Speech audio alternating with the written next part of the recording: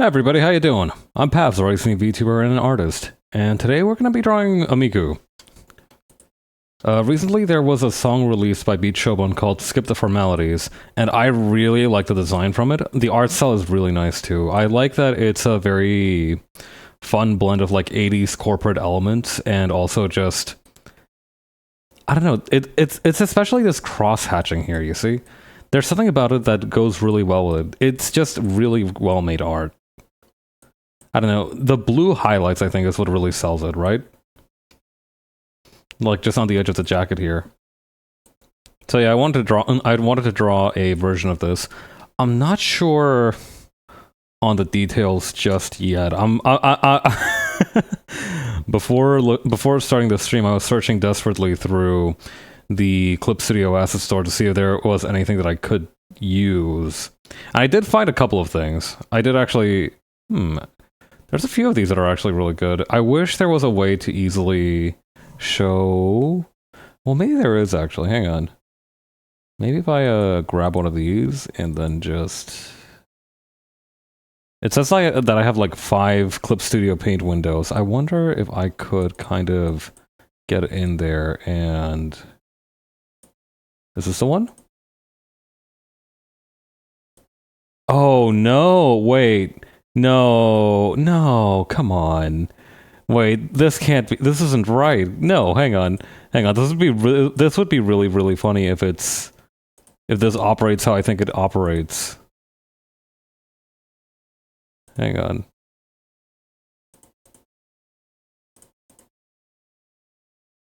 Clipstudio.exe null.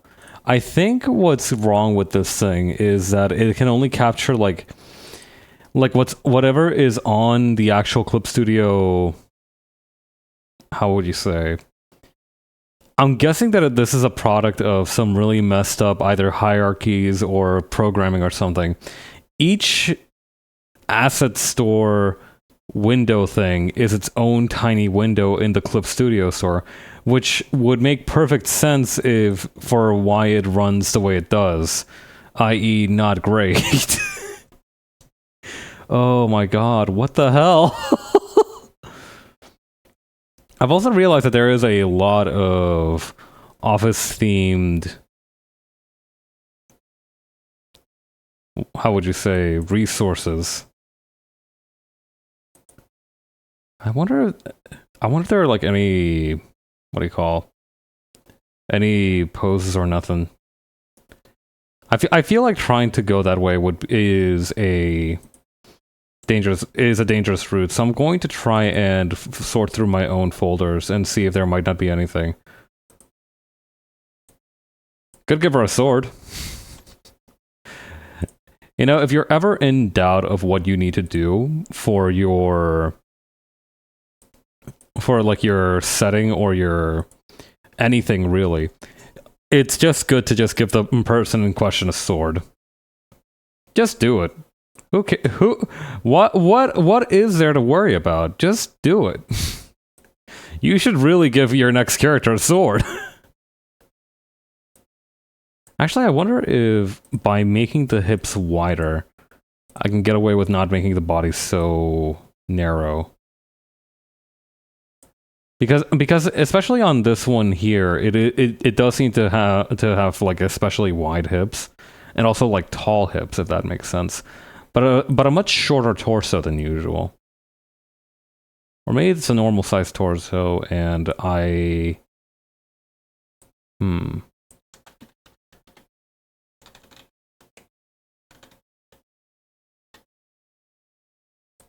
Honestly, we could probably just rock with this. Why not? I don't know though, there's something about the idea of... just a little bit more width on the just horizontal axis. I guess it's just normal width, huh? You wouldn't really have a particular name for it. That's just what being wide is. I've got to start drawing more people with swords if I get the time. I feel every time I see those sword poses, I feel like they're just calling to me. I mean, I don't know. These poses are kind of office worker core in a way, but I feel like the Miku in this song is, at least to me, a little bit more girl boss coded. She's a little bit less easily. She's not so easily stressed out. I don't know what is the song where Miku is the most stressed. Like, you could argue for disappearance of Hatsune Miku, but that's like an existential crisis kind of stress, not really a... Wait, this is just... Oh, god damn it, this is the exact same pose. I was like, hey, this one actually kind of fits, but no, it's the same one that's up here. This is always an issue when I work with what you would call, like, official art, is that I struggle to not just... Like, my brain struggles to not just use the pose that is in the official art. It is kind of difficult to avoid that. The office goblin pose.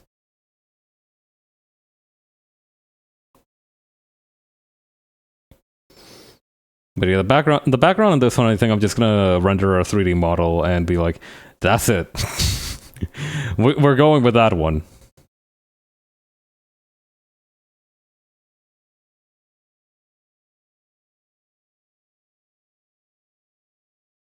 Yeah. The thing that I especially like about it, and maybe this is in relation to other songs, is that it is very much like a... This one is too much. Like, it's very much about, like, the dynamics of it, I think, rather than the inherent cuteness of it. Does that make sense? Like, there are some ideas that are, like, meant to be appealing, right? They are created to be appealing. But then there are other ones that are appealing in, like, I want to say, a much more intellectual way. That might be a little bit of a... That might be overcomplicating it a little bit. This is definitely like the pose of an old man.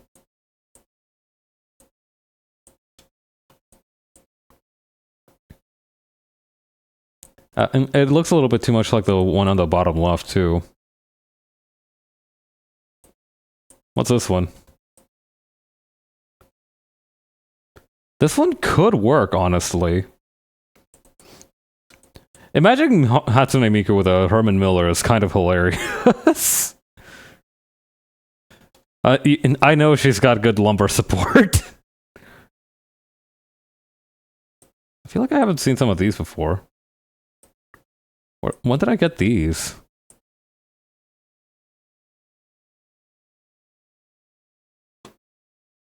We've dug so deep that we're all the way back in to the stock poses in CSP. We might be cooked.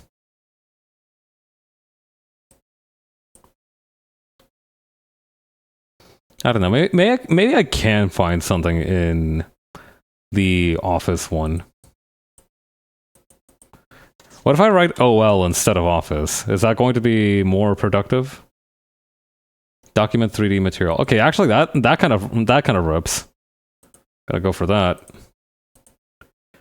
The shoes I feel like are what's going to be the most difficult, shall we say, part of designing this. Because, like, if you look at some... I mean, I don't know. They're just like pumps, right? They're not particularly complicated shoes. Very low heels, maybe no heel at all. Maybe they're just flats. Especially in this era, this definitely feels like 80s coded kind of stuff.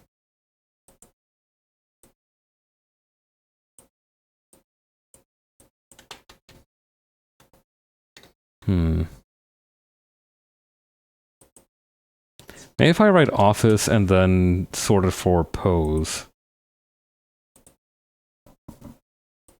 It'd be nice if I could get a hint on an idea for what to do, even if I don't end up downloading the model. Holy shit! Hang on. One of the hardest CSP material store thumbnails just dropped.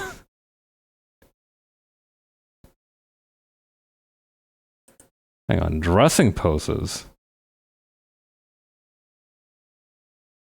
Oh, so it's like people dressing up. I see. That's not what I need, though. I have an idea, actually. Hang on. Let me look up. Hang on. Presentation stock photo.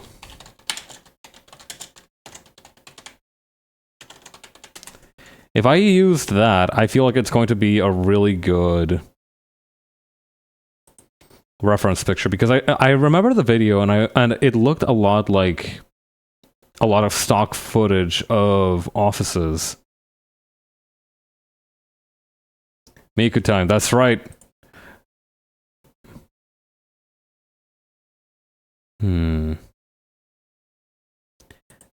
These are all fairly strong, if I'm being honest.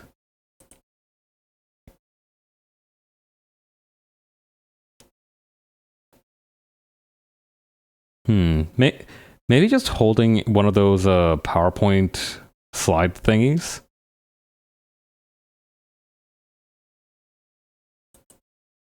The way in this stock photo it's looking directly into the camera is a little bit off-putting.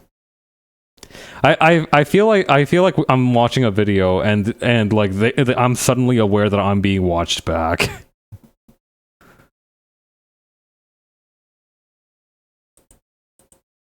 Oh yeah, class presentation.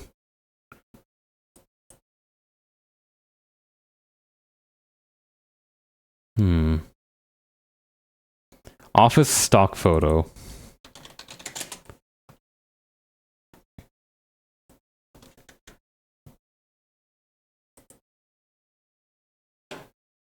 This kind of pose with like the hands in front is not particularly effective when the person is on their own.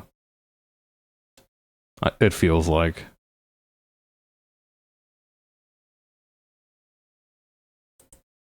This one might be a bit much.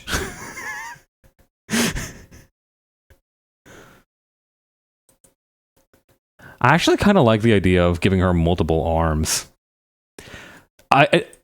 You are completely correct. Stock photos can be the epic highs and lows of stock photos. Hang on.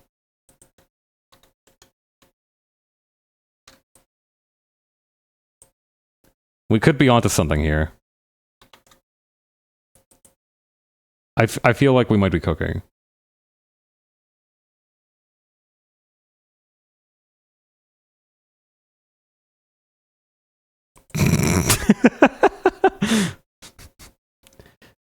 The most unrealistic part of this particular stock photo is that he's still got a landline connection phone.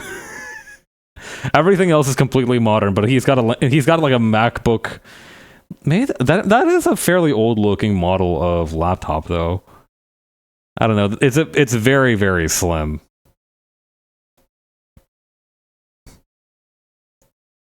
Bro looks like Clark Kent having a meltdown. He looks like if Markiplier was cast as Superman.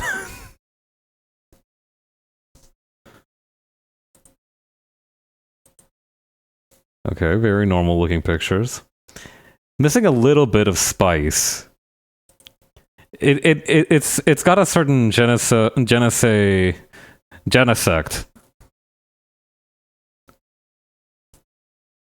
Or rather, it's missing a certain genesect.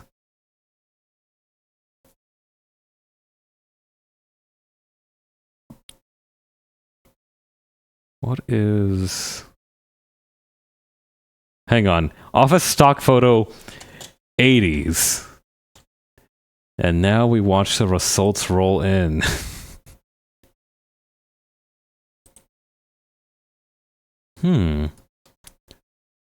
Could be something, actually. Yeah, now we're talking. I don't know why. It feels like a lot of what we can... That is such a cool looking computer. Hold up. Ugh, Reddit.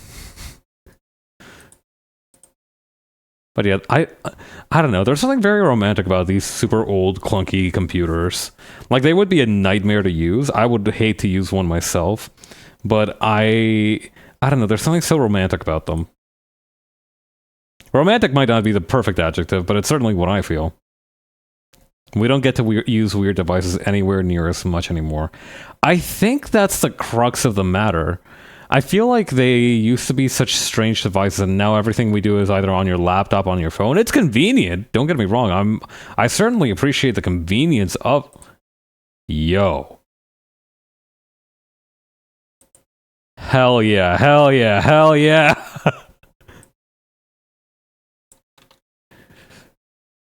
Insane aura.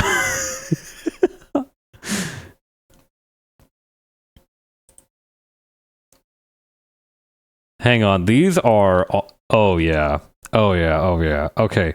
These are much stronger candidates. 80s business fashion Pinterest. Talk to me. Oh hell yeah. Look at that shoulder width. I'm not saving shit, Pinterest. Don't add me. I'm not making a Pinterest account. I never have and I never will. Look at you. You're giving me like 3 pop-ups right off the cuff. That's not how a respectable website behaves. Yo! Wait, this is perfect. This is what we needed! Like, I can so clearly see the vision, actually. That being said, let's keep fishing for a little while longer. Sometimes you strike gold and then, you strike gold and then you keep going. You know that picture of like a guy mining towards diamonds and then he's giving up and then the guy underneath him is like maniacally mining towards the diamonds? And it's like, never stop gambling. I argue that once you win, you also don't stop gambling. You need to keep gambling further. There's still gambling to be done. You don't stop. It's like when you're getting chased by a bear. You don't stop when you're tired. You stop when the bear is tired. You keep the solid win, but like, what if, right? You gotta see how far you can get, how deep the rabbit hole goes. This is the way. Okay, I think we've tapped out most of this. We have like 2 really strong ones. Shut the fuck up, Pinterest. I'm not logging in. Take a hike.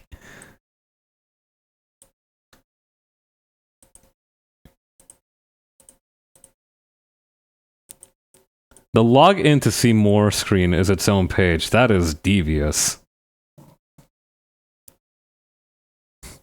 They want me so bad.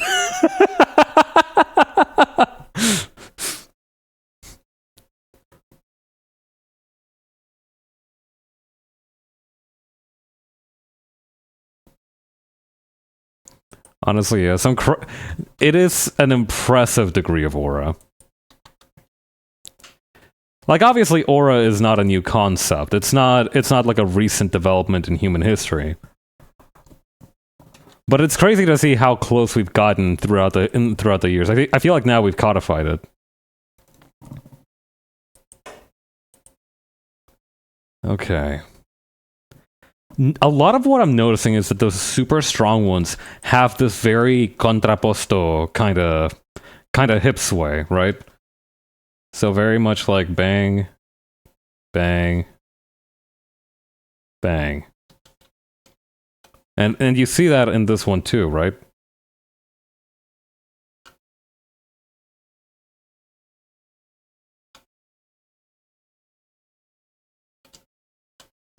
There's a common thread here. We can see it.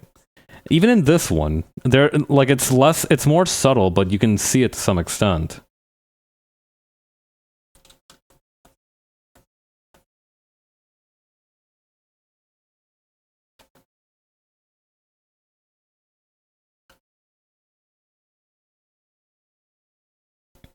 Okay, so what I'm hearing is triangle for the base, big square for the torso, and then another triangle for the elbow. All right, let's organize these a little bit. I do think that sadly I am going to have to abandon the idea of Actually, why do I need the 3D model at this point? Let me just start using this one. But yeah, we might need to abandon the idea of having multiple arms. Maybe.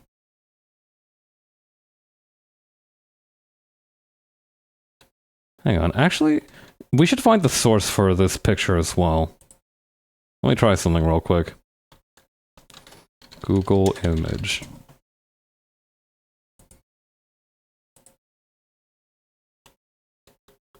Okay, what are our results?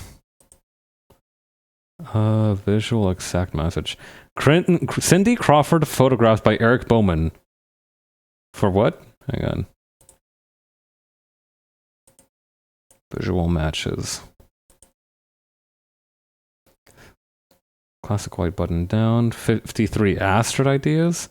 Vogue Germany, November 1987. Tages themes.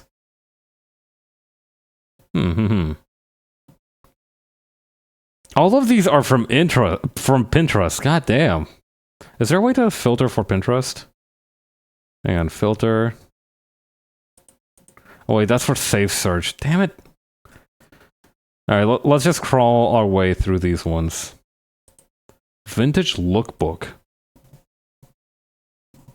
Oh wait, my bad. I haven't turned on the web browser yet. Please, provide a source, provide a source, provide a source. I really like what's happening in this one on the left, actually, as well. I don't know, something about the huge pants, or very... I don't know, those look like pants, kinda. We're only at the 60s. God, these are some very 60s looks, though. Like, especially this kind of, like, weird lab coat. Very...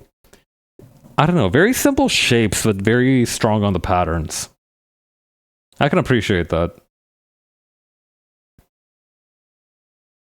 1980s, here we go. But yeah, that's a picture of Cindy Crawford.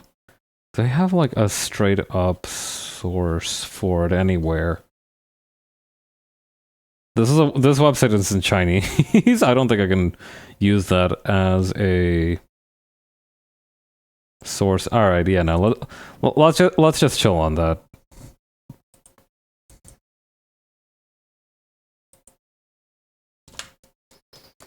What's also interesting is that you can see that her collar isn't buttoned quite all the way up. Now, normally I would be against this, but you know, I do really like this design. All right, so here's what let's do. I'm gonna make this a little bit more transparent. It blends in really well with the background that I've chosen.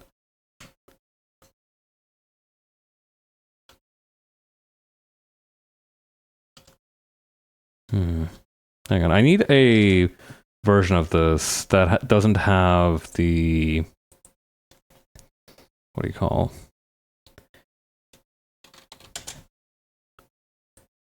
This one kind of... The one that I've got on the top left is kind of has a... What do you call? A kind of color burn effect on it. Here we go.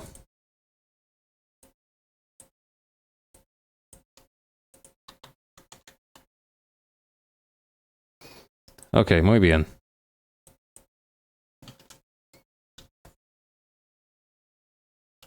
Okay, so I'd even go so far as to say that the waistline is up around here.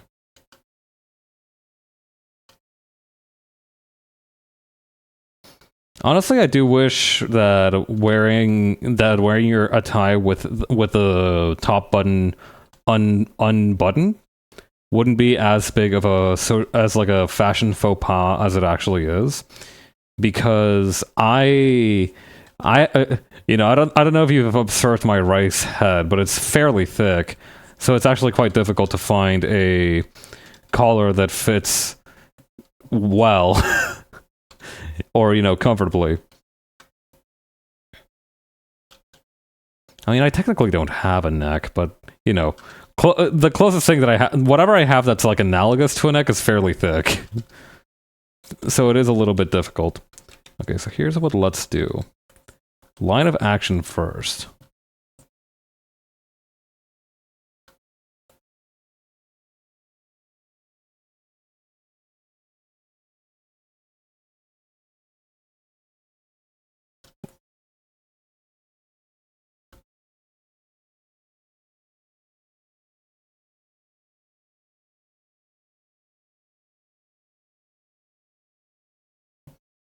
Okay, and then over here.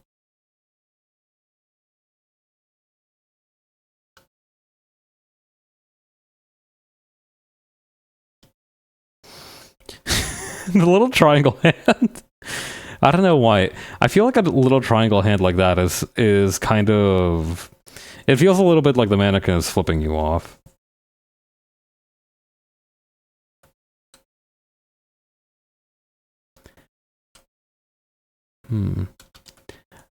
What I've noticed is that in a lot of these shots, her face is kind of like very much towards the camera.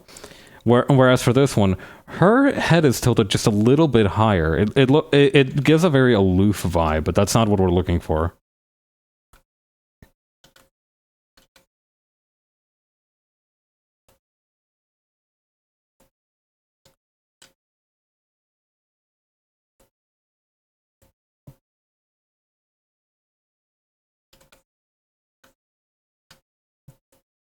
Okay, then over here we can just...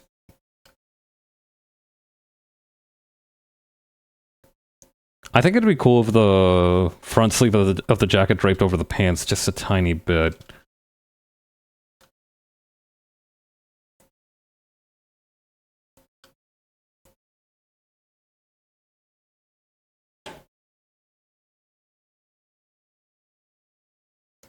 This does look like it's a much longer coat than it would be to just complete a suit, honestly. I feel like this would definitely reach to around maybe the knees or maybe the mid-thigh, rather to like right down below the waist.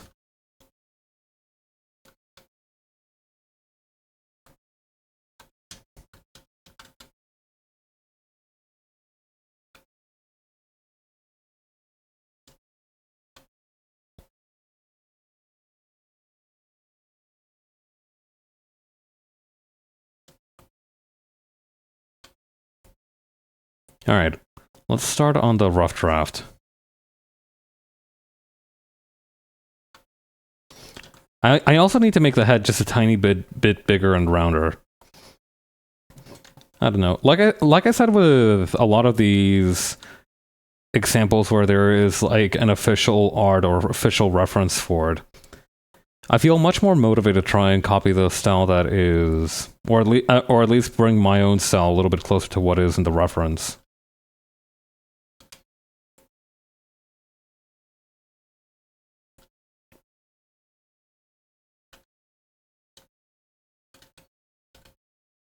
I'm not sure where this habit came from. It's a benefit in a lot of cases because it can follow the official art style very well, and I feel pride when I can do that. But on the other hand, you know, if I'm the one drawing it, I want to be able to put a lot of myself into it. And I often do manage to do that. But it is a little bit of a struggle. At the end of the day, though, I am just happy to draw.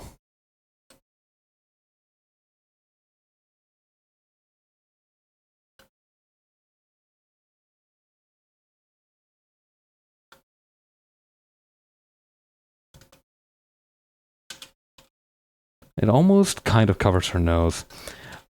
I'm also a big fan of the fact that it does look... She just has... barely visible in this one, but like in this one it looks a little bit more clear. She does seem to have very small eye wrinkles, and and I don't know, that's really cute.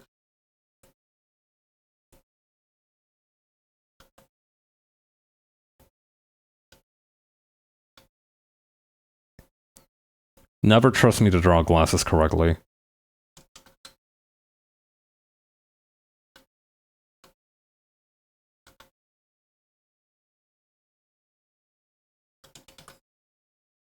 They have a slightly different design though. They're almost like more upward. They're like cat eye glasses almost. Less drastic. Maybe I should add those towards the... No. I need to be brave. I need to have the courage to do what I have to do. Just like the very tiniest amount of crow's feet.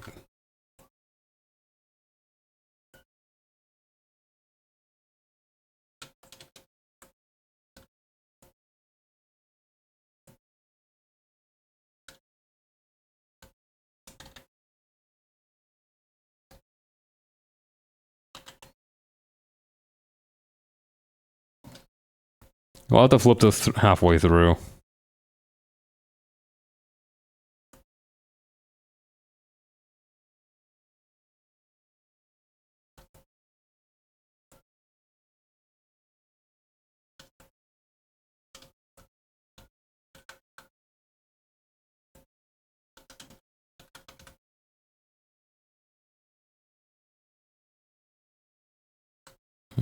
Maybe just a little bit less.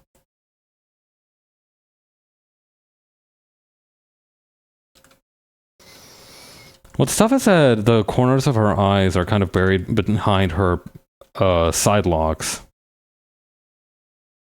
I want to be able to add the crow's feet. I could add a couple of other aging marks, but that's... I don't know, crow's feet just feel like the cutest ones.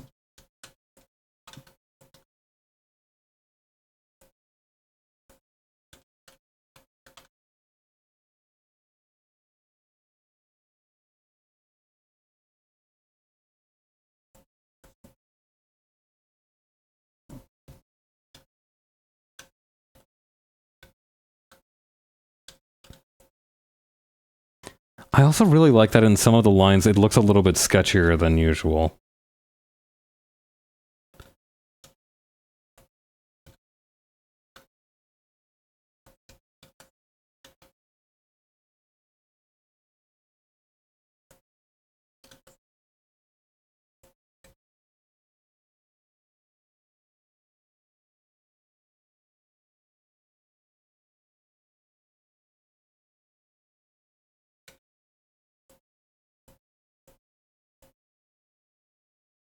Okay, then over here.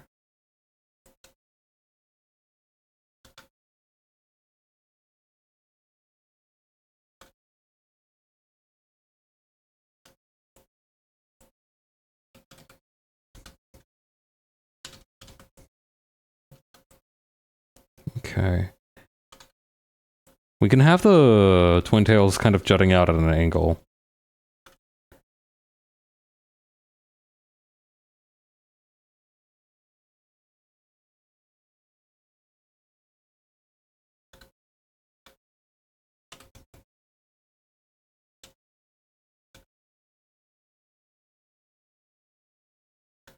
Okay, just a tiny bit, and then over there.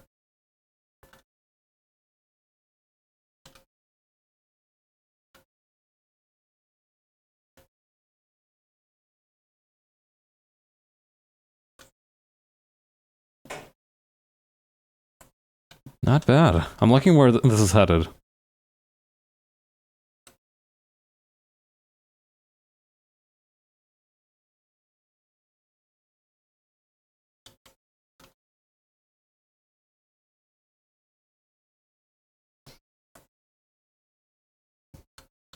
I am thinking of maybe switching up the shape of the eye just so it's a little bit half-lidded almost. I'm worried about it turning into the DreamWorks face, though. There's always that danger.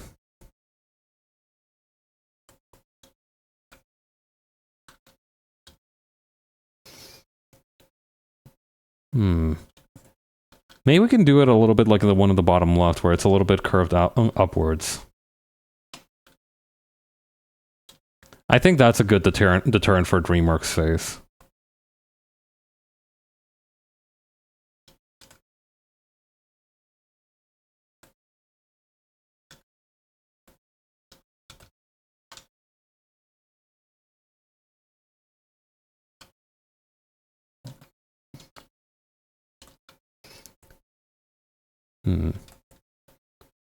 What was Scarlett Johansson's take? Not Scarlett Johansson. Cyndi Lauper? No, Lindsay. What? I forgot. I forgot who this was already. My apologies.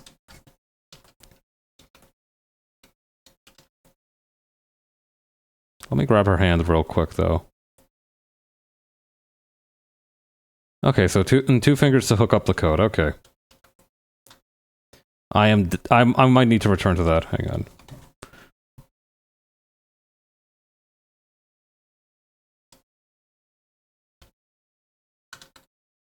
This is probably a little bit easier to see.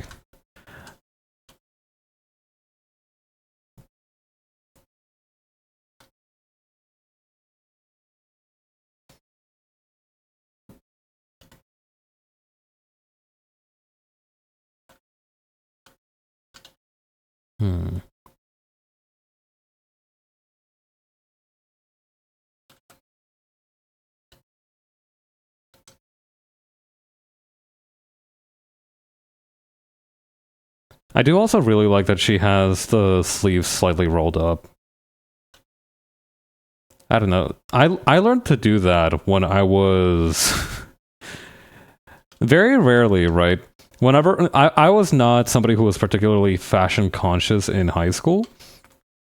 But every so often, I would like receive a revelation that was like a paradigm shift. It was like it definitely looked a little bit like that scene at the beginning of 2001: A Space Odyssey, where like the monkeys were throwing the bone up towards the sky. Like that's kind of the vibe of it. And one of the ones that I realized is that I can just roll up my sleeves on basically anything that has long sleeves, and I have been doing that for basically forever now. I find it way more comfortable than just having the sleeves normally, except for like thicker coats, because, you know, that's just not comfortable. But yeah, realizing I could do that and it looked good was just such a huge... That was a huge moment for me. His landmark moment in the history of Pab's fashion sense.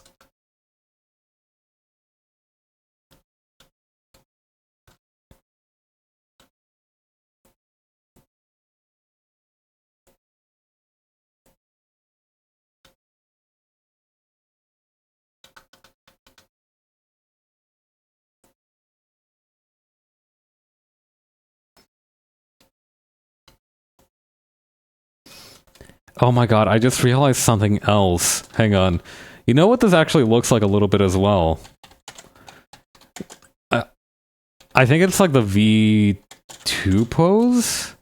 Or maybe it's the V1 pose. No, it's definitely the V1. Hang on. Hatsune Miku... Mark 1? I'm sure if I look it up on Wikipedia, it'll appear easily.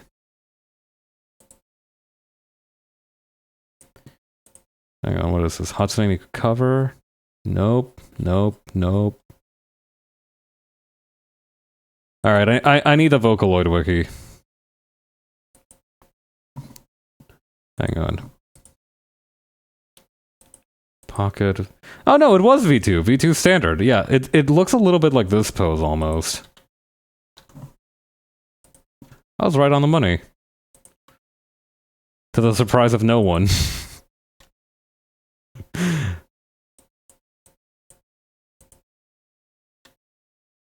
It's a little bit like that. If you just kind of flip it around... Huh. That's crazy. Wait, that's what I can do with the other jacket sleeves, actually. Hang on. Wait, I'm a genius.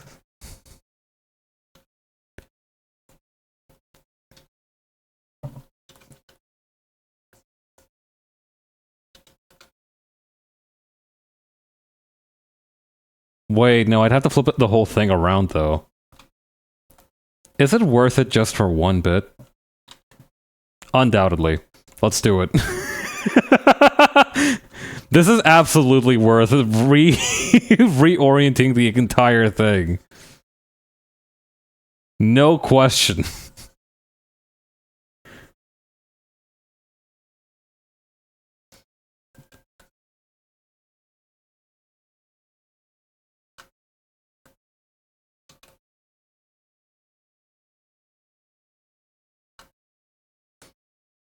Hell yeah. Oh god, her face looks way more concerned now that I flipped it around, actually. Hang on. She looks so tired, actually. She looks so stressed. This doesn't look like a flirtatious gaze. This looks like she's had way too many coffees and she needs to go to bed.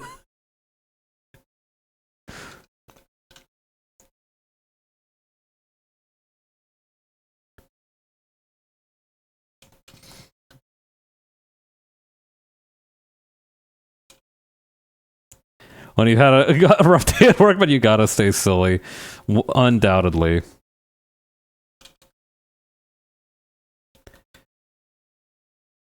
You know, we talk a lot about committing. The God's silliest soldiers are fighting every day of their life a difficult battle just to remain upbeat and positive despite everything that the world throws at them.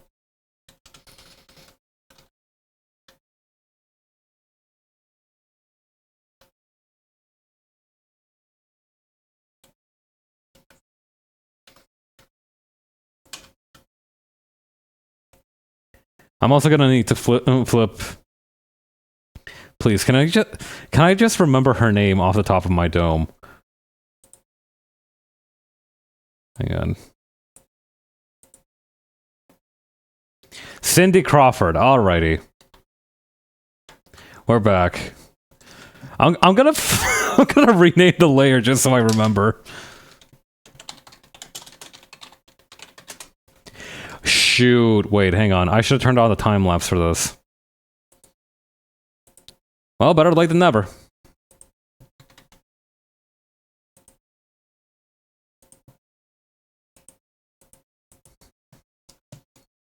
Yeah, I feel like this will make a good time lapse.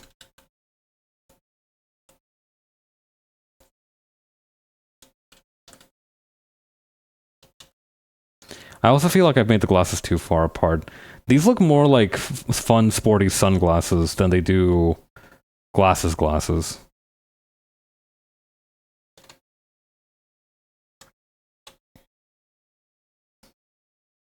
It's really funny that as a consequence of having to make them super sturdy, every single pair of glasses that was designed for sports are, like, kind of ugly.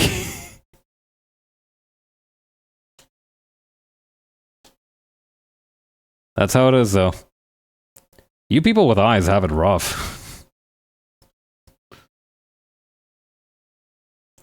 I think I might also just kind of adjust the angle a touch.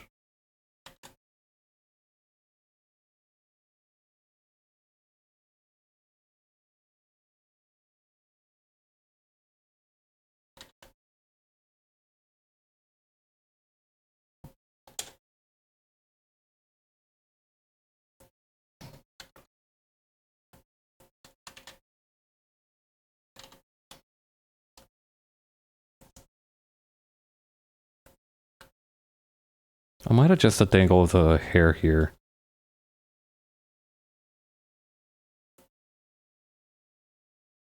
Okay, and then over here.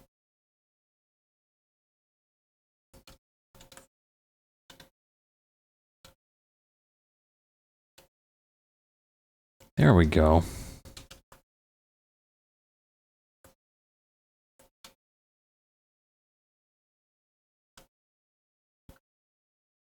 I think I'm also going to add the two tie clips that are at the bottom here.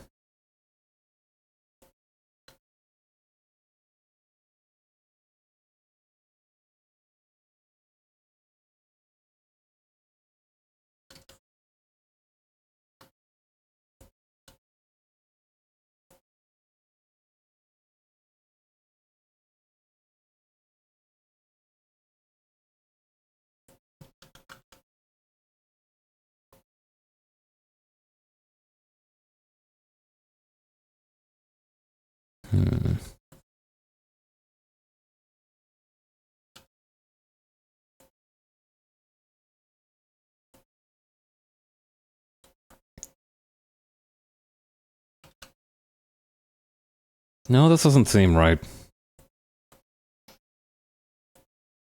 Figuring out this tie is going to be tough.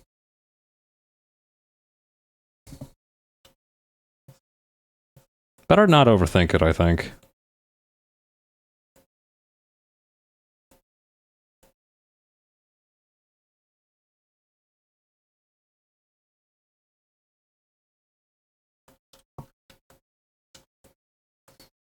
Wrong side.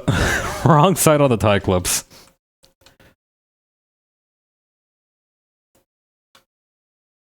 Maybe we can rework the twin tail angle a little bit.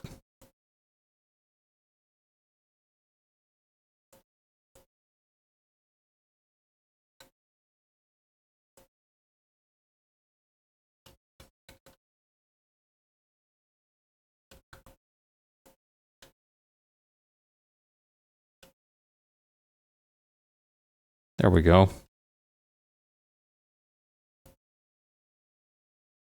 Word up, now we're getting somewhere.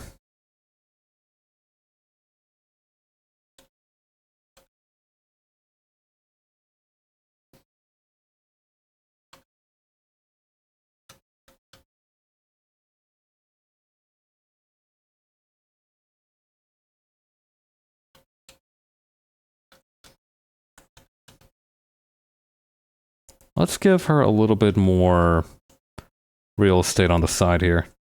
That feels like the right move.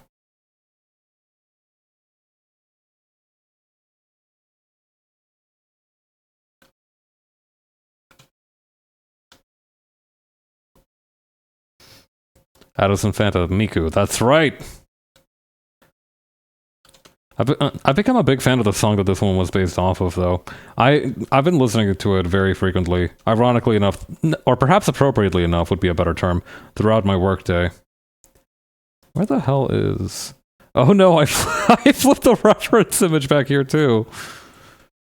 Did not intend to do that. Easy fix, though.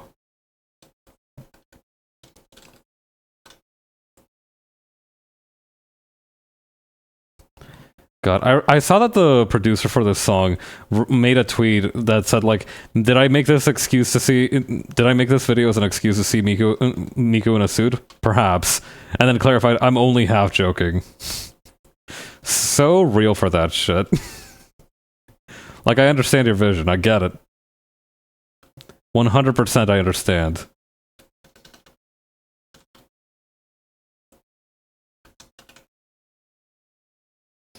God, working at the offices managed by Vocaloids would be kind of hell, but it would be really funny.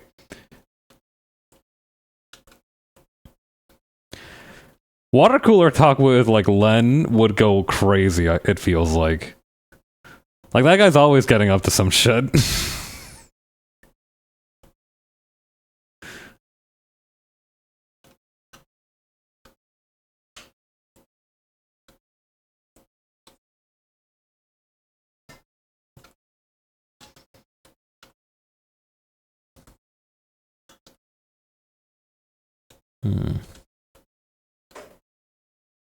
Okay, that's gonna come in like that, and over here.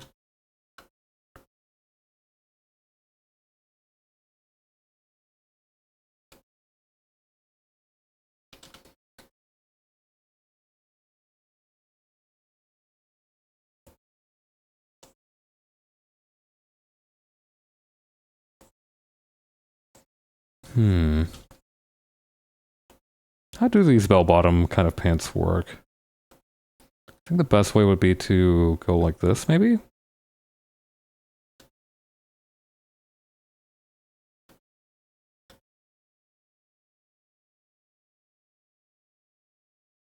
Maybe just a little bit further up here, just like that.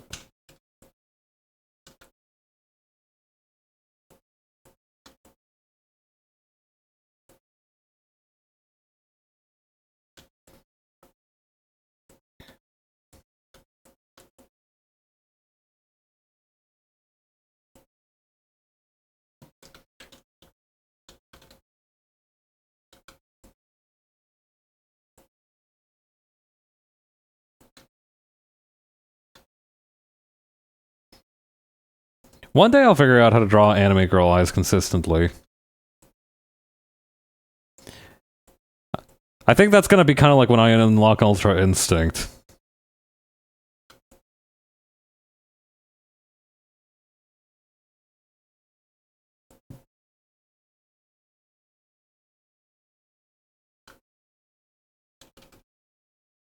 I think as long as I clean those up in time, that should be fine.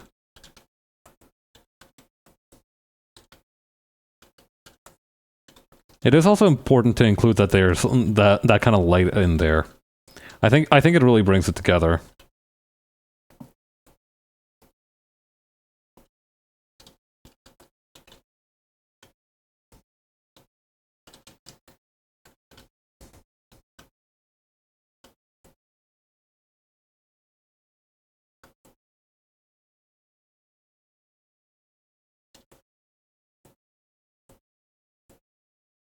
Yes, wait a minute. I've cracked the code. Eyebrows facing upward like this. This is definitely a very sweet and caring expression. I think we should go for this. Like, there is warmth in there. I think that was what was vitally missing. What was vitally needed.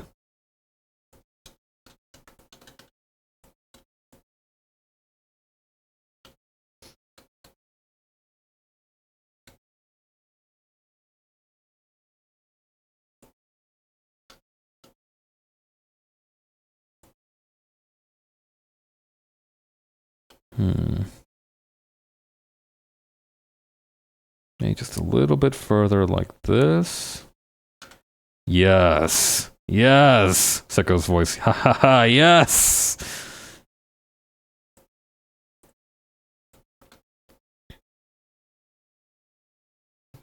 That picture of, like, Sicko's ha ha ha, yes, is such a vitally important kind of Rosetta Stone to my own psyche, it feels like.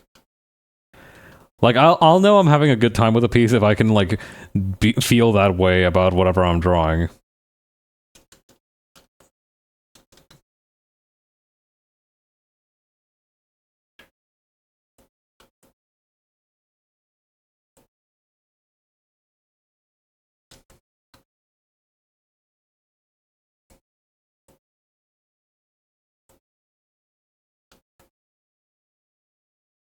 Okay, then over here. I really like the idea of giving her a watch, but I don't think we're going to have that opportunity.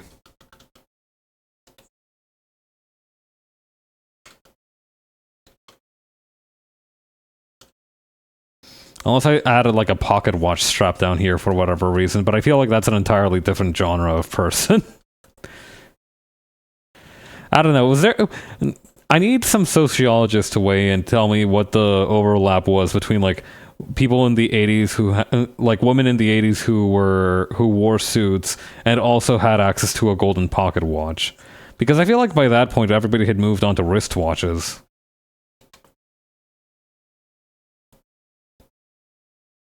Like, except for maybe a few hardcore train fanatics that were like, oh yes, authentic golden wristwatch, perfect for my needs. You know, it's like... It's a little bit tougher.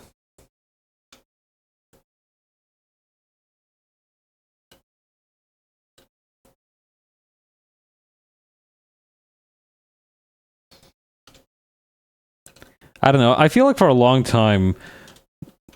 The steampunk trend definitely brought it back, right? Like, the steampunk trend definitely brought back the not the populace, the popularity, thank you, of not wristwatches, pocket watches. Like, they had a very brief boom back when steampunk was huge, and then they crashed, and I don't think it's gonna boom again unless there's, like, a huge resurgence in train stuff. I think, like, train nerds and just... I don't know, what is the... You can probably manufacture pocket watches nowadays, so you don't really need to build them by hand anymore. There's no value added for a handmade pocket watch, I don't think. I don't know, current market for pocket watch. I feel like this is... Pocket watch. Pocket watch... Wait, holy shit.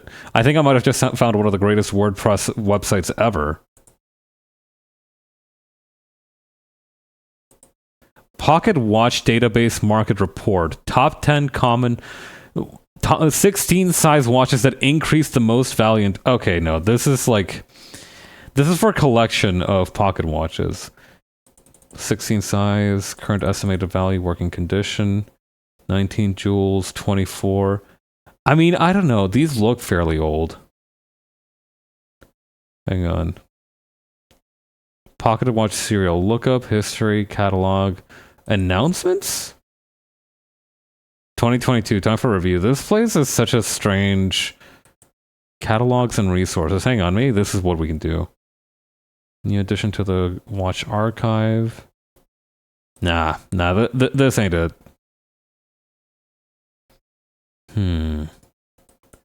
Mark-wide research. Okay. But yeah, I guess there's really just not much read for a pocket watch these days unless you're entirely here for the vibe of having a pocket watch, right? Phones are basically that, but also other things. Pocket watch market is a niche segment of the timepiece industry that has witnessed steady growth over the years. Hang on. Don't talk to me about downloading a sample PDF, you scoundrel, you charlatan. I'm wise to your tricks. Once a popular accessory for gentlemen in the 19th and early 20th century, pocket watch stocks are up? Potentially. I'm willing to hear them out. I'm always wary of websites that look like this because it feels like their entire shit was written by ChatGPT. Yeah, published date 2025. There is a risk to it, but I'm willing to hear them out. I'm willing to test the waters. I'm putting the pH tester into the vial. These intricate timepieces, characterized by their unique designs and mechanical craftsmanship, continue to captivate the attention of consumers worldwide. Okay, no, so yeah, it looks like vintage fashion trends are still kind of keeping them around.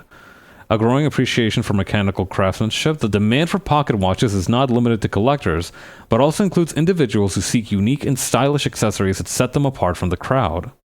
While the market for pocket watches may be niche, it presents ample opportunities for players in the industry to cater to the needs and preferences of discerning customers. Very much into the vintage and retro styles. I think you are definitely on the right track saying that it's like for the vibe of having a pocket watch. Interesting. We could be seeing a sort of resurgence in gifting and heirloom potential. Pocket watches make cherished gifts for special occasions and can be passed down through generations as family heirlooms.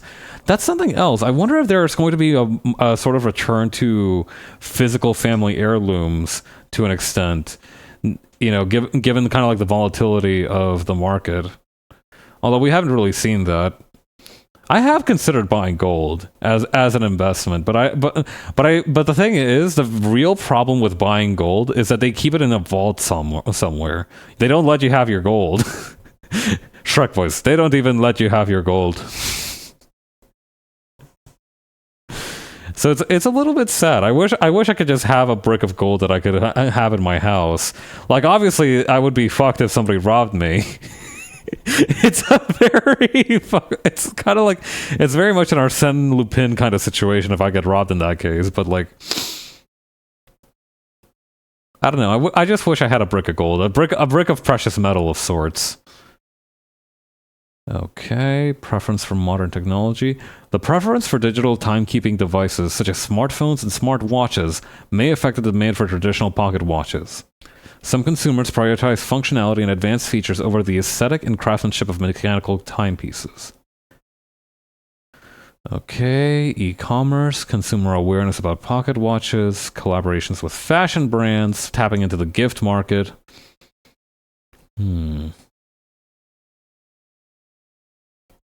Well, the good news for the pocket market watch seems to be that every 5 years or so, we suddenly get a huge nostalgia trip. So I feel like as long as that keeps happening for us, that's going to be a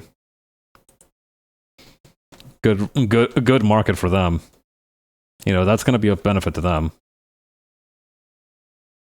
I'm also going to increase the kind of angle of this waistband here.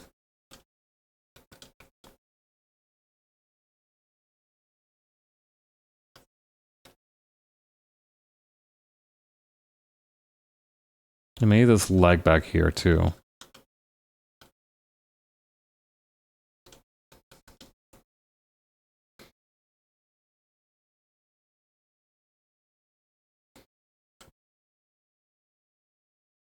But yeah, I don't know. It is kind of comforting that the pocket watches are still alive. as an industry. I don't know. Whenever something hasn't fully died, it is a cause for celebration.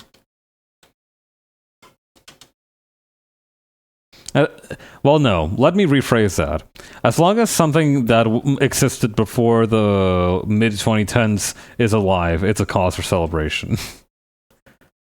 God, I'm turning into like such a genuine boomer in the sense that I'm kind of happy whenever something modern is destroyed, but whenever something like ancient makes a resurgence.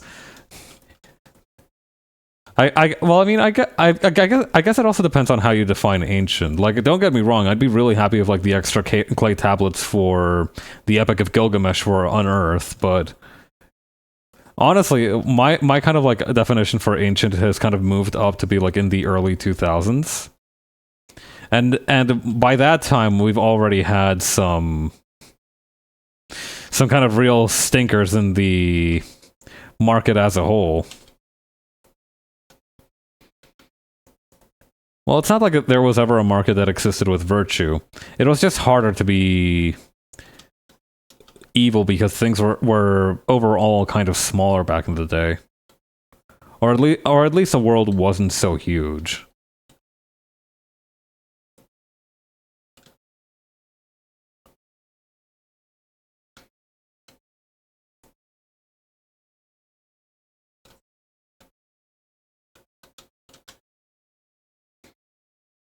Okay, and then over here.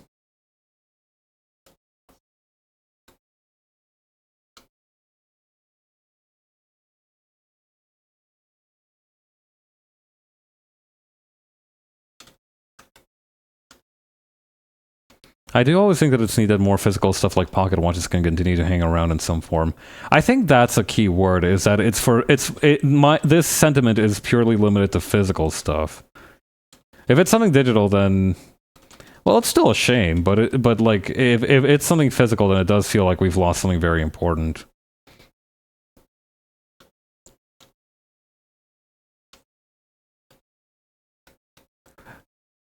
Every other day we have like a Roman concrete too, or Greek concrete too. I don't remember. I remember that there was like a specific type of concrete that we didn't figure out until like fairly recently, and we still can't fully recreate. But I don't remember if it was Roman or Greek.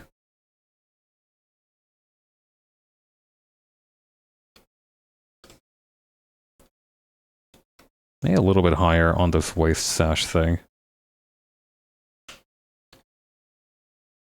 Or am I thinking of Greek fire? Or chemical fire? I don't know. There's a bunch of different lost technologies that were either Roman or Greek in origin.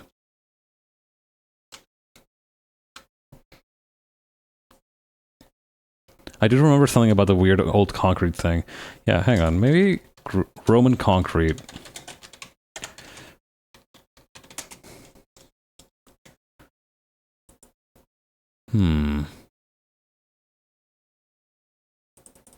Blah, blah, blah. Historic references, material content. Hang on. Reactive pore aggregations, reactive calcium. Huh. Seismic technology. Oh, here we go. No, it was Roman concrete. Modern use. Scientific studies of Roman concrete since 2010 have attracted both media and industry attention. Because of its unusual durability, longevity, and lessened environmental footprint, corporations and municipalities are starting to explore the use of Roman-style concrete in North America. This involves replacing the volcanic ash with coal fly ash that has similar properties. Proponents also say that concrete made with fly ash can cost up to 60% less because it requires less cement. It also has a reduced environmental footprint due to its lower cooking temperature and much longer lifespan. Hey, that's pretty neat. Usable examples of Roman concrete exposed to harsh marine environments have been found to be 2,000 years old with little or no wear. Hot damn! Those boys in togas were cooking. In 2013, the University of California, Berkeley published an article that described for the first time the mechanism by which the suprastable calcium aluminum silicate hydrate compound binds the material together. During its production, less carbon dioxide is released into the atmosphere than any modern concrete production process. It is no coincidence that the walls of Roman buildings are thicker than those of modern buildings. However, Roman concrete was still gaining its strength for several decades after construction had been completed. Damn, that's sexy. Roman brick, style of brick used in ancient Roman architecture. Pozzolanic activity. Capacity of silica-rich materials to react with calcium hydroxide to form calcium silicate hydrates. Okay. Alright. I can understand the fuss about that. I do wonder if it has been adopted for more widespread use. Like, I don't know. I feel like we would have heard something about that by now.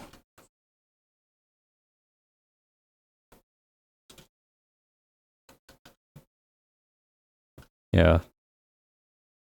I don't know. Maybe they're still, like, they said that they figured it out though. I'm not sure. It could just be that it's something that's been slow to be adopted, and that's entirely possible.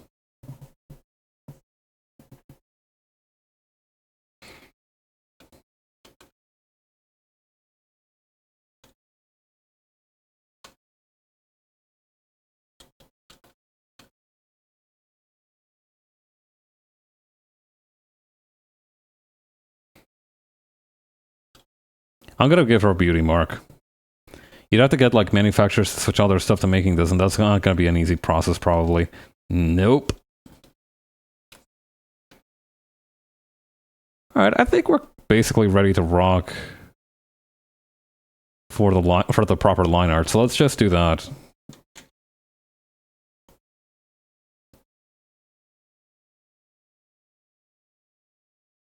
Also, this is awesome. I'm really happy with how it's coming along.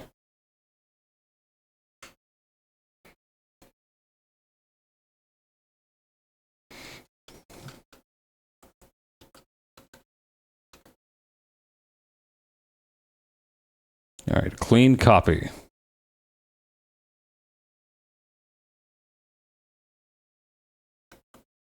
But yeah.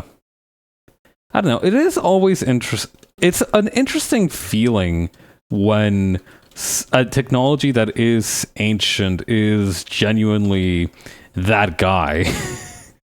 You know, it just feels very strange. Like, on the one hand, it's awesome that we figured it out so early on, but on the other hand, it's a strange feeling since there's fewer ways to improve on it. I remember watching this, I don't remember if it was like a YouTube video or like a TV special or something. There was this one dude who was trying to, he was doing this thing where he was building an archery bow for himself. Like his whole thing was that he started building bows to use in archery, and that was like his thing for a while. He kept trying to build bows and trying to improve on them, and eventually he was like, I have found the ultimate design, right? Like he kept experimenting and trying different shapes and forms, and it was like, I found the one. This is the bow. All right, this is the big dog. And he tested it out on a couple of things, and sure enough, the bow did in fact kick ass. It lived up to its reputation admirably. And then it turns out that, like, I think like it was the Mongolians who saw the bow and were like, yo, that's what we use. And like they were like they showed him the bows that they had been using for like centuries, and it was basically the exact same shit. Literally the exact same bow.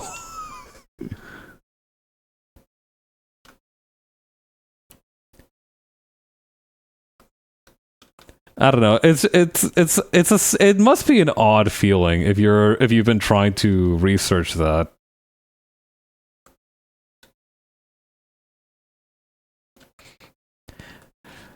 That being said, no matter what you're looking into, you're always kind of at a risk of being mocked by the Mongolians. Like that is just a scientific fact of life that nobody is safe from getting mogged by the Mongolians. This was true historically, and it's true now. Horses, bows, nomadic lifestyles, you name it. Those guys have their finger on the pulse.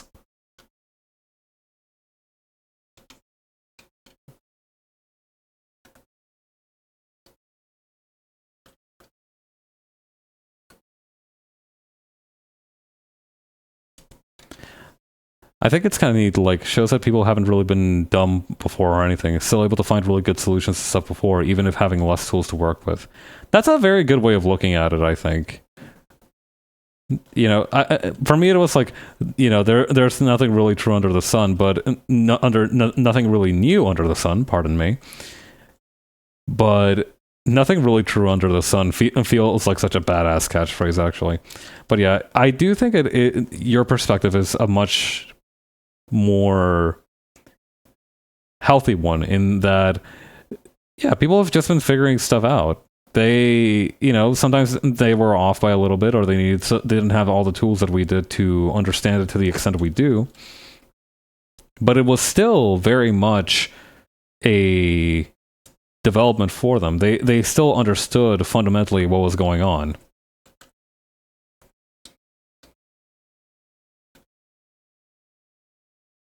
I'm going to taper these out a little bit so they end at a point. I'm also going to move the eyebrow here.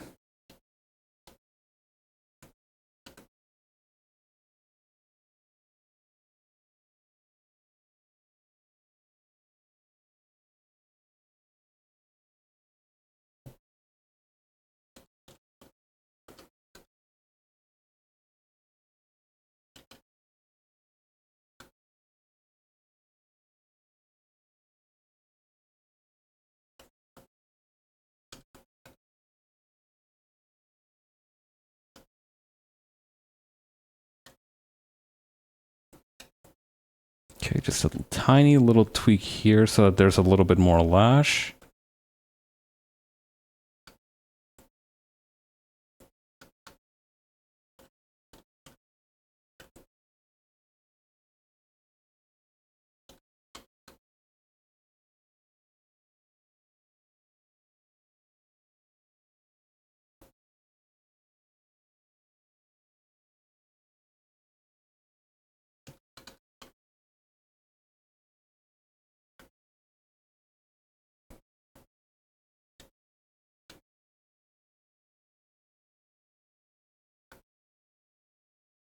There we go.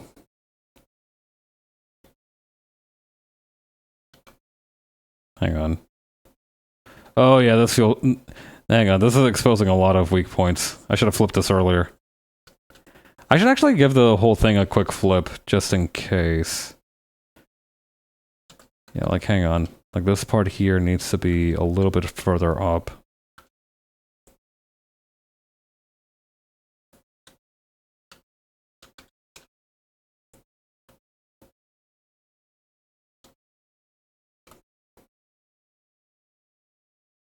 The face as a whole is just kind of...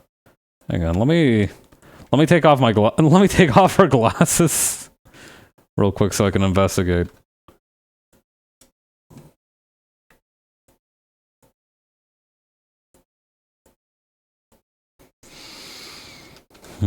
Okay, I need to move this around a little bit.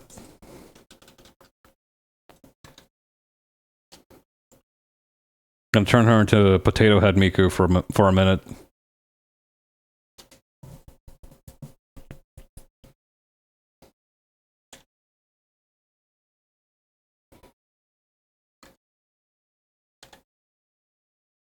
Well, what the heck? Okay, don't do that again. That's much better.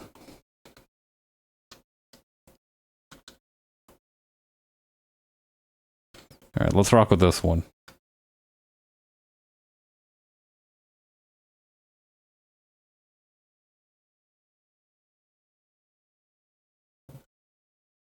God, I remember a long time ago. I'm recalling that video of the, I think, Korean guy that tried to learn how to make bows. And I'm recalling a channel that I had that I was subscribed to on YouTube called Braille Skateboard. I remember joining it like a long, long time ago, and I don't remember why. I think they had like some kind of weird promotion. I was like, oh, neat, let me go subscribe. And it was interesting. But like the thing is, that was like almost 7 years ago now, and they were already in like their 30s or so when they started the channel. These dudes are like in their 40s, and like they have kids and a mortgage and everything. And like they're still making these videos, and like on the one hand, rock on, that's awesome. I hope everybody gets to keep doing what they love doing for as long as possible. But on the other hand, these fellas are trying to like do skateboard challenges, like land 100 kickflips with like 40-year-old knees, and I don't know that that's the wisest course of action. I don't know if you got that kind of collagen, bud. I don't know if that's healthy for you.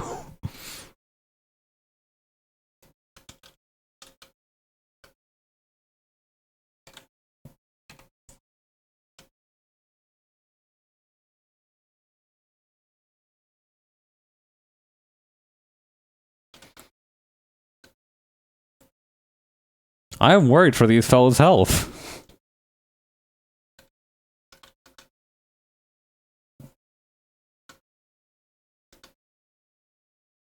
Although, granted, I'm sure that by this point they more or less understand their own limits, right? Like you don't film skateboard stuff for like close to a decade and just not understand how your body works. So in that regard, they're probably more experts on the subject matter than I am.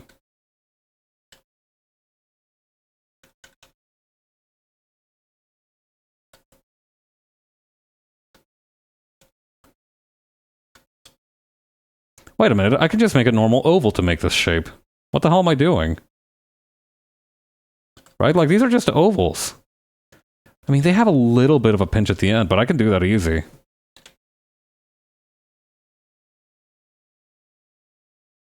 Hang on.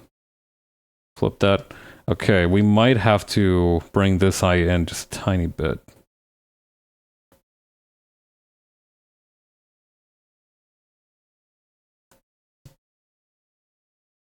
That might be too much.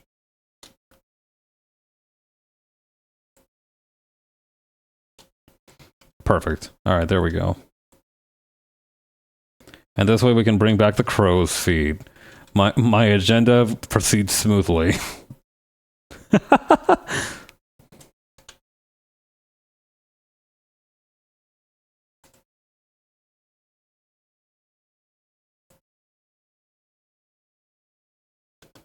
The return of the queen.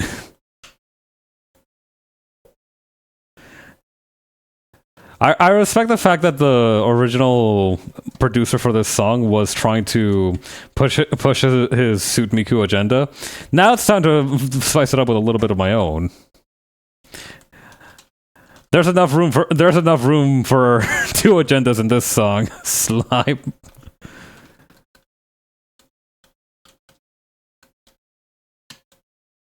Although these might be a little bit big, actually. Hang on. Let's shrink them down just a touch.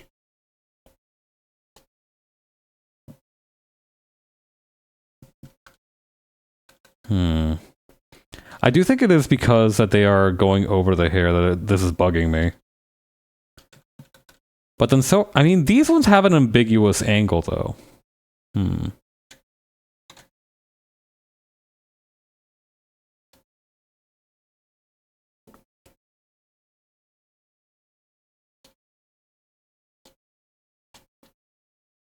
Oops.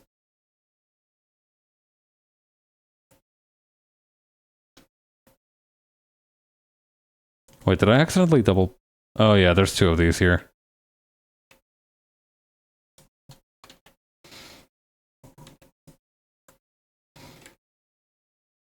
Okay, we gotta retrace our steps just a tiny bit.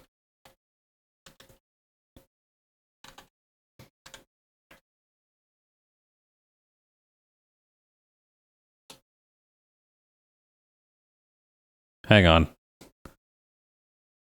Maybe there's some way we can exploit this.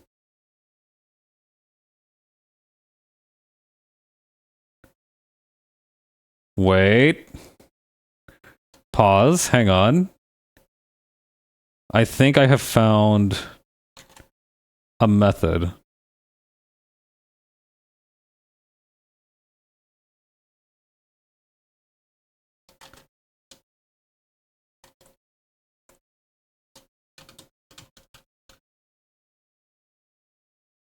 Yes, yes, yes! We just need to place them correctly.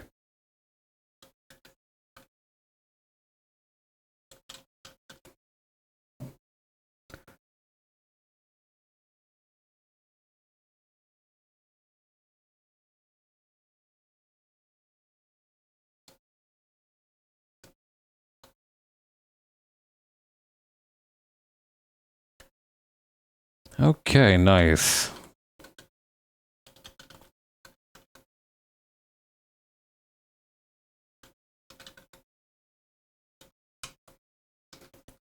Lovely.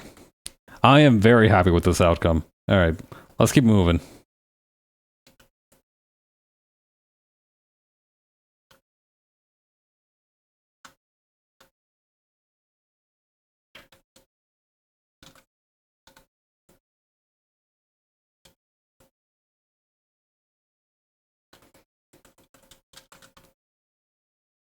Honestly, the face is always one of the hardest parts for me. Like, the rest of the body is flexible enough and ambiguous enough that I can get away with basically anything, but sometimes, especially like delicate faces, it's very easy to draw like someone who looks like a brick, because then, you know, no matter how you turn them, they more or less have like very distinctive features.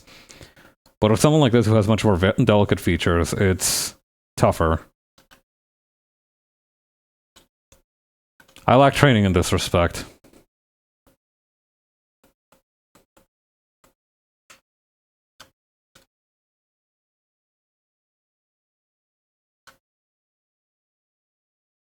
Hang on, I gotta look up like what the top of a tie knot looks like.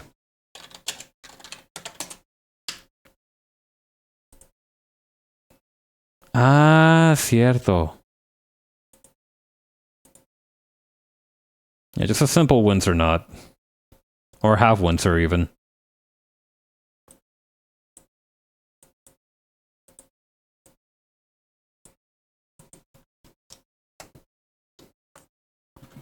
Okay, but yeah, this is gonna go like this.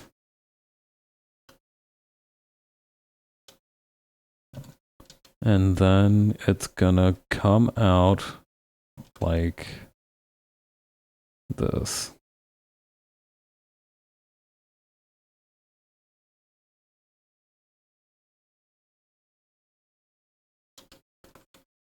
She has the buttons on the right-hand side? On the left-hand side. No, on the left-hand side. My right, her left.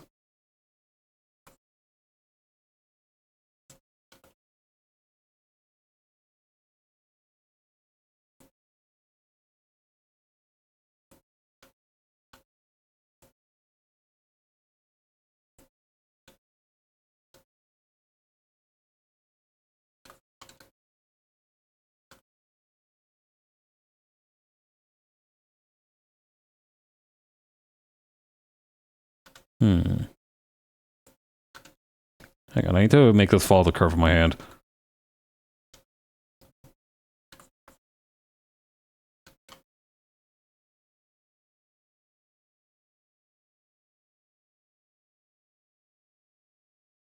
Other way around, and there we go.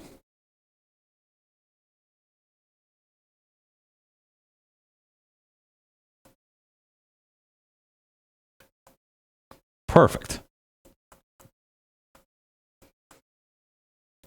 Honestly, the names for knots for ties are so... They're the most tie names I have ever heard.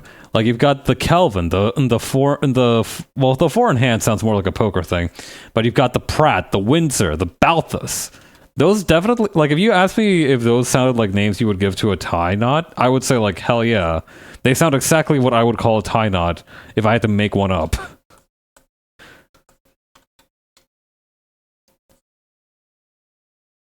So I appreciate them having that sense of semiotic linguistics.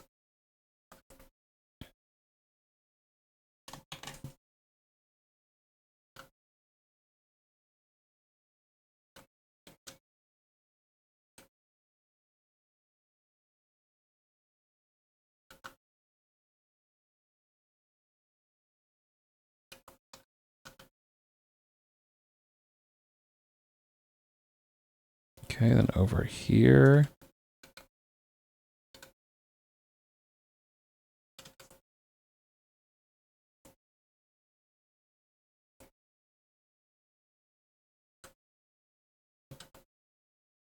Nice.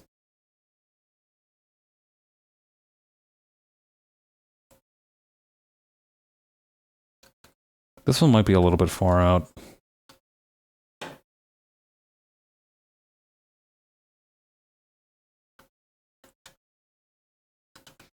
The Valhalla music for this in the background just feels really appropriate as well. I know Jill isn't an office worker, she's a bartender, but she still has a lot of like office worker coding.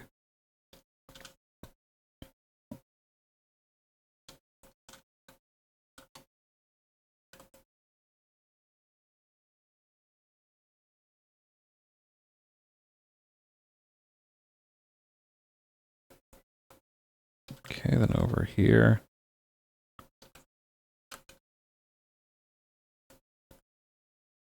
Okay, then over here. I need to make the lines just a tiny bit thinner. I need to stop take the foot off the gas.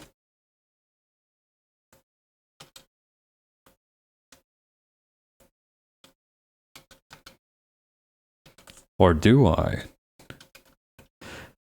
Whenever I'm like, I need to practice more temperance with like a particular technique or style. There's another Green Goblin like voice in my head that's like, make it work though.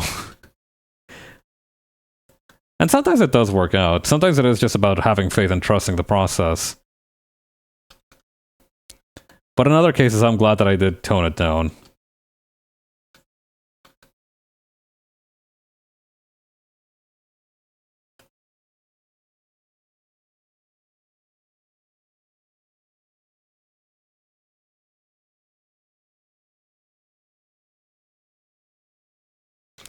A difficult balance, indeed.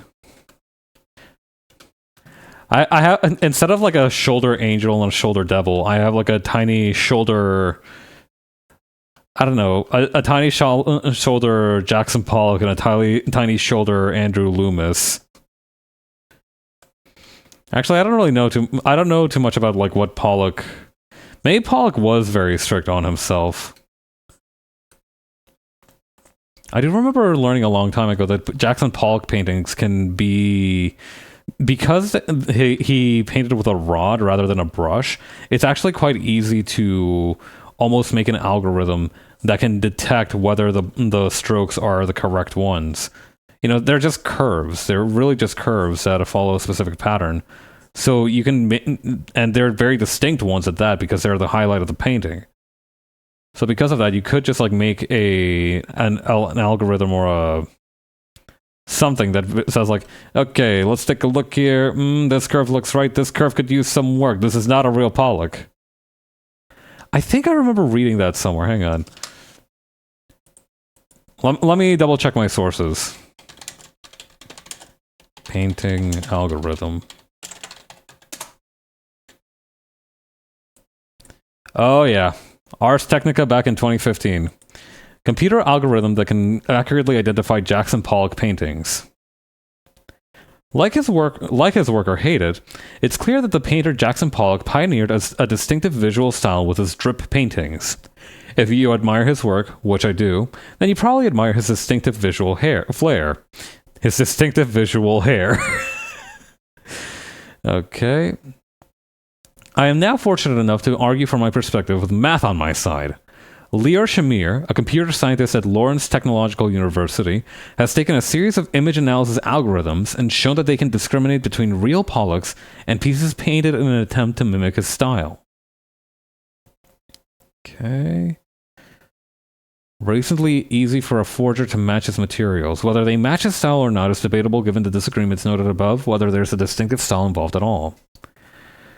There are a number of possible Pollocks that are, as Shamir puts it, of controversial authenticity, and the computer scientists have attempted to use image analysis to weigh in on the issue. The idea that an artist paints in ways that create a distinctive style that's possible to identify on multiple paintings isn't at all controversial.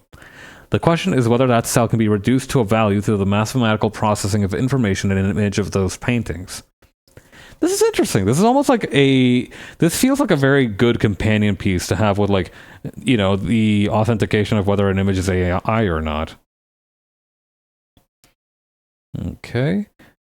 Throw everything at the wall and see what sticks. First, the software runs through a variety of processes that identify basic features of the image, such as textures, colors, edges, shapes, fractals, polynomial decomposition of the image, and statistical distribution of the pixel intensities.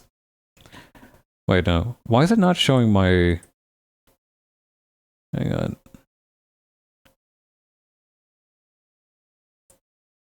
There we go. Okay. 25 paintings. Huh. Given these paintings as input, the computer was accurate over 90% of the time when asked to determine whether a painting was by Pollock or by another artist. But previous computer analyses suggested the Pollock style evolved over time, so Shamir went back and found 26 paintings that were done in the first half of the 1950s. With these as training material set, the accuracy reached 100%. I don't think that's... What? No, that... 100%... That can't be right. 100% accuracy would be terrifying.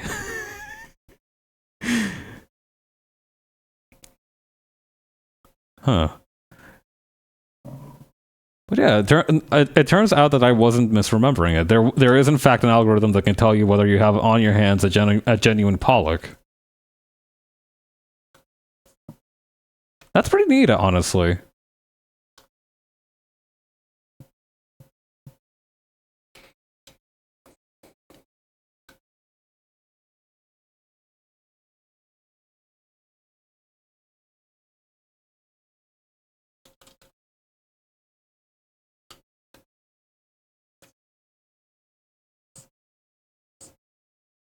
Okay, then over here.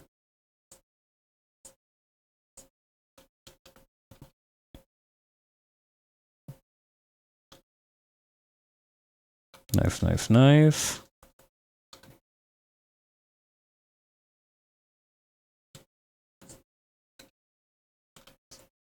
Okay, so assuming that this is like the collar of it. Of the jacket, I mean.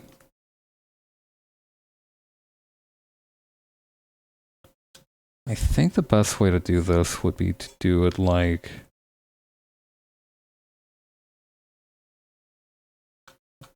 this, maybe?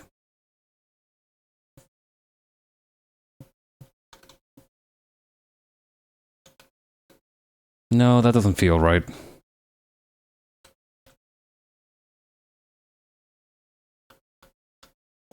I am overthinking it. Hang on, let's go back to the original reference image. Ah, mira tú.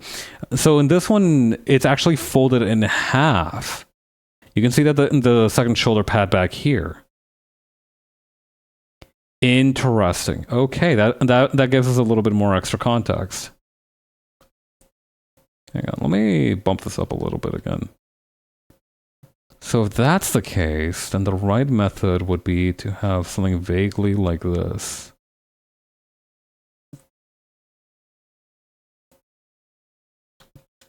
Hang on.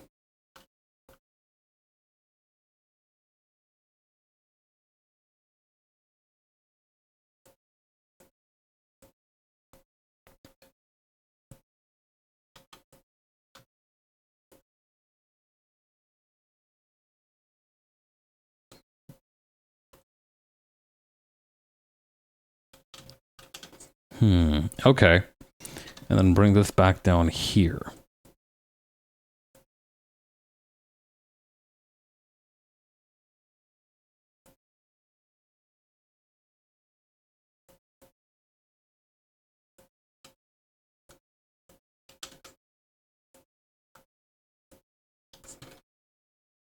There we go. Feels like I feel good. This feels like it's been a good breakthrough.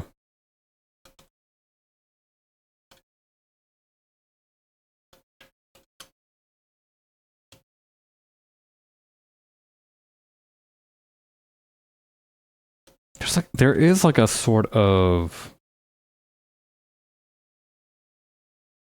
What is that? The logistics of this are bugging the hell out of me.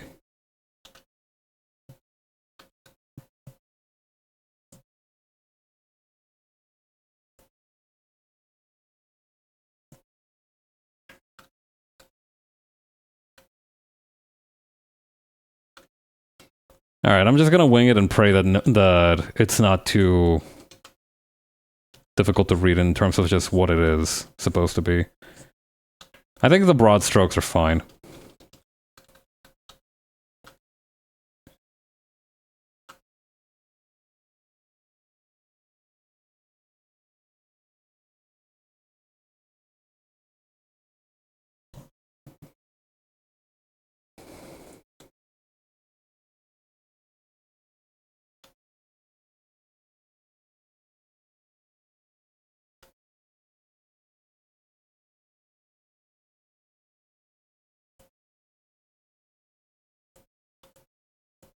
Okay, then this one over here.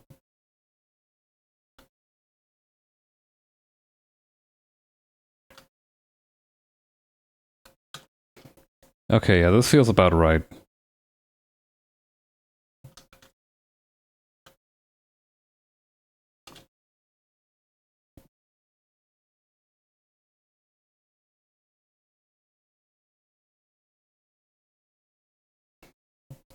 Okay, then adjust line width, scale it up. Lovely.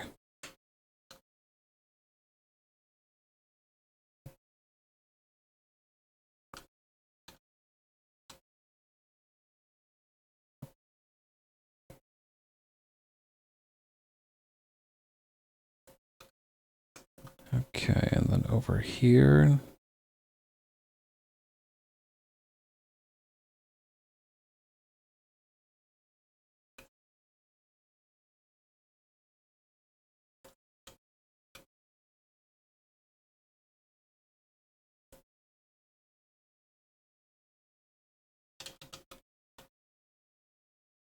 Nice.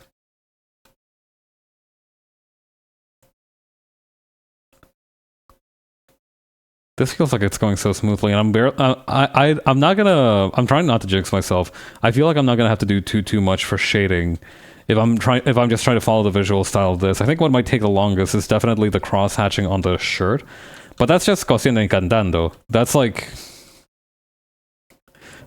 I'm gonna enter the mother of all flow states, and it's gonna be over in like 20 minutes. Max. My only issue is that I might just like stop talking, and sometimes that's just a welcome change of pace.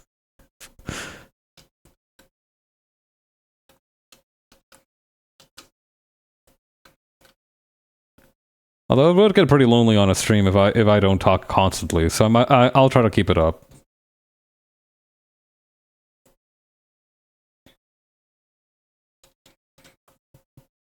God.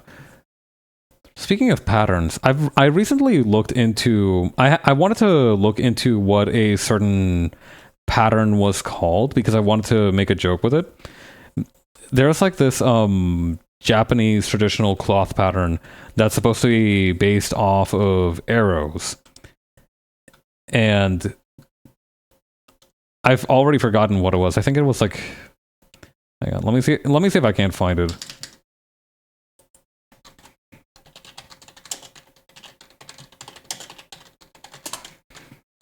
Should be somewhere around here. I think this is the website I found it on originally. Yeah, this is the one. Yeah, Yabane. That's the name of the pattern. It's this one here in purple. The design is based on a hawk, eagle, and other bird feathers used in arrows. With their symbolism of aiming for a target, arrows have long been used as an auspicious pattern. And because once shot arrows do not return, in the Edo period, brides were given kimonos featuring this yabane pattern for good luck to ensure they would not need to return to their original family home. Talisman for protection against divorce.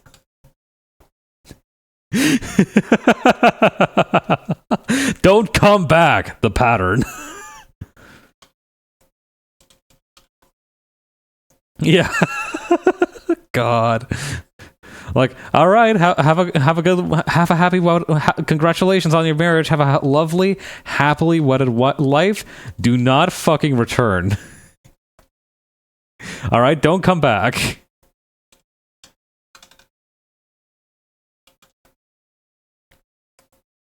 Actually, do I have the? Okay, now there doesn't seem to be a particular thing here. How's it going without the... Ooh, muy bien.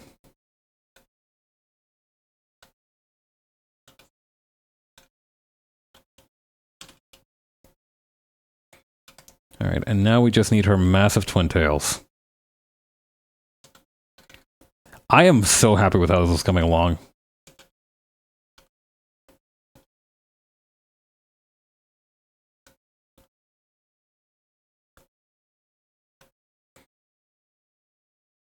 I think this is just exactly what I needed. Hatsune Miku in the area. Hey, Ryan. That's right.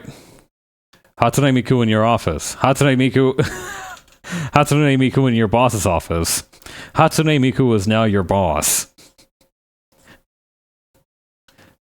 And you know what? I hear she's giving you a raise. Because she's just cool like that.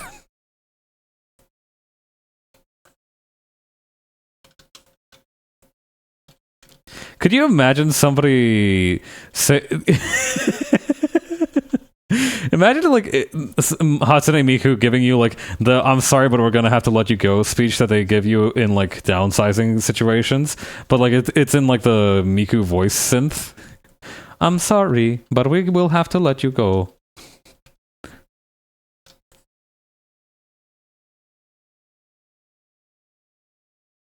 I don't know if that would soften the blow at all, but I do think it would be funny. The whiplash. But I've been working for this company for 30 years. I worked under your father. I know. She makes a song of it. It's low-key a bot, but but I can't admit it. She's doing it. like you're just like tears in your eye, wondering how you're going to pay for your insurance, pay for your rent this month, and like but like you're very slowly tapping your foot along to the beat. That would be miserable.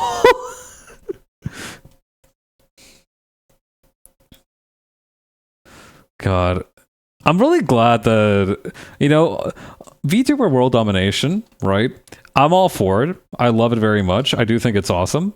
I am glad that it hasn't become the standard to, like, or it hasn't become a thing that, like, you can use VTuber avatars or, like, character avatars for, you know, like, teams or any kind of, like, official corporate thing. Because imagine if, like, somebody had, like, their live 2D VTuber model, you know, they're with, like, the jiggle physics and everything, just, like, talking about how the company's been going through a growth period, and they've been looking to make cuts where they can to keep investing in new talent. It's gonna be so fucking weird. I do think that if I ever do have to throw in my lot with, like, a, you know, God forbid this becomes the future, I do think you're just going to need to try and find a person to throw in your lot that does actually show you their face, because I do think that having to deal with somebody who would just, like, exclusively communicate through a VTuber model in a corporate professional setting would be extremely difficult to deal with. In many regards. Again, this is kind of a hilarious scenario, and I'm sad. It makes me sad that I have to, like, make it so weird. But, like, holy shit, we cannot let that future come to pass.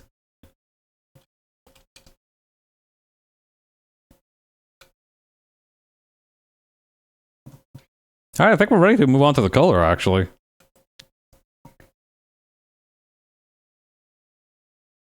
Let me just move around a couple of these references that are still lying about. I think I'm going to abandon the idea of having multiple arms.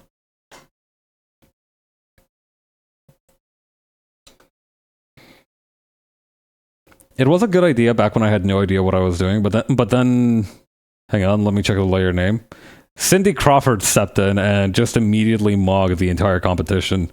Weird cyberpunk feature where your boss has some weird generic AR-generated avatar fighting you over a Teams call. That would be the worst of both worlds, honestly. Like, if my boss was at least getting, like, a bespoke fucking Iron Vertex VTuber model as, like, the equivalent of, like, a Rolex that they give you at like, your 30th anniversary of being at the company, right? That would be one thing.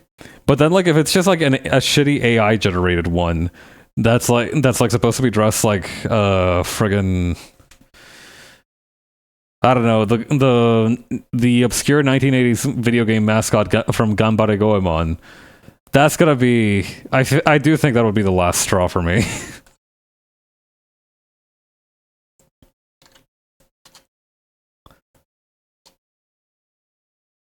Like, I would definitely end up on the news that day.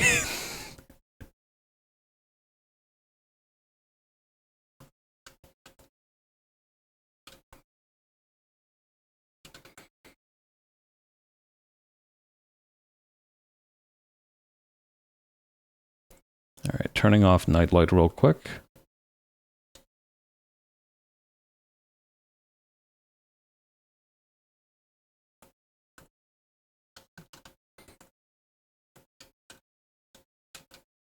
Do they have, like, the white dot? Yes, they do.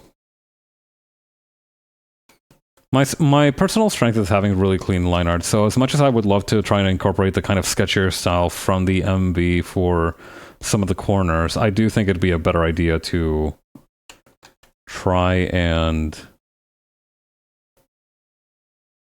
That's too much blue, that's too much cyan. This is just right.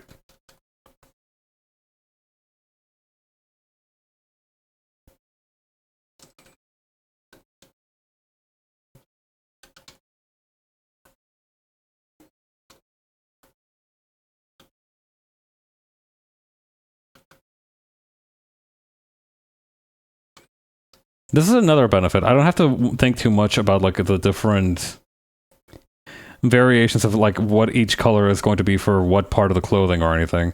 Everything is just, like, uniformly either this darker blue color or this lighter blue color or pink or white.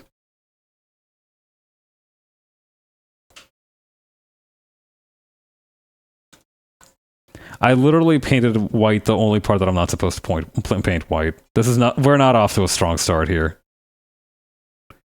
But we can recover. We can come back from this.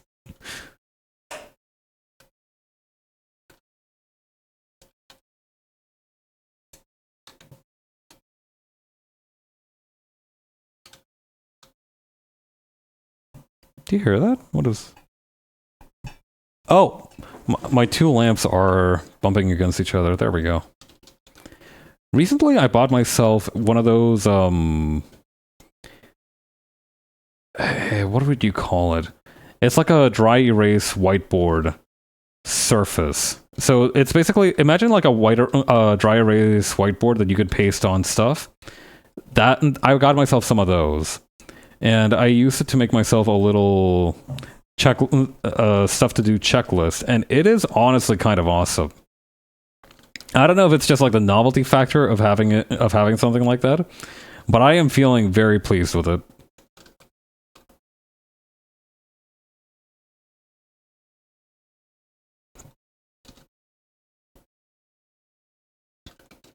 I don't know. I get excited when there's just like simple stuff that can let you keep track of what you need to do. Like, I remember I downloaded this app called Minimalist a long time ago, and ever since then, I've been using it like in place of my Notes app, simply because it is just so much more convenient. It has like no... I don't know, like, it just seems much more lightweight than Notes is, and I appreciate that a lot. Especially because nowadays my phone has like the battery drainage tendencies of like some kind of crappy phone that's almost like 10 years old. I don't know. It's like if the Energizer Bunny was in like a on or off state perpetually.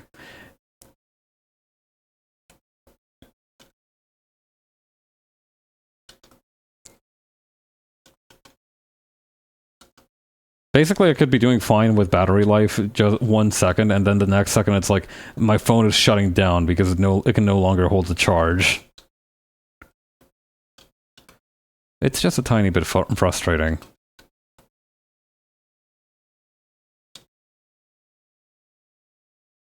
But we take those. Also, I might have to... After I figure out this darker blue color, I need to see it in relation to the pants. Could go a little darker.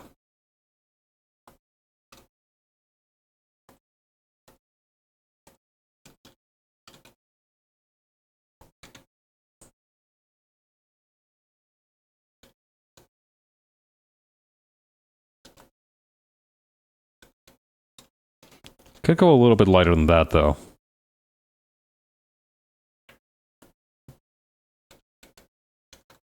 Yeah, okay. I feel like this is it.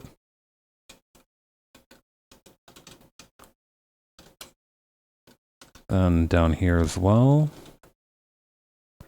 We can use gradients to make up the difference.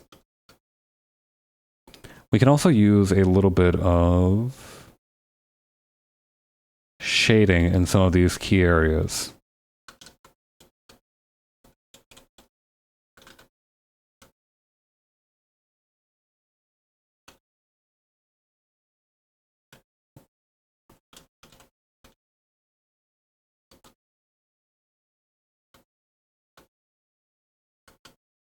There we go.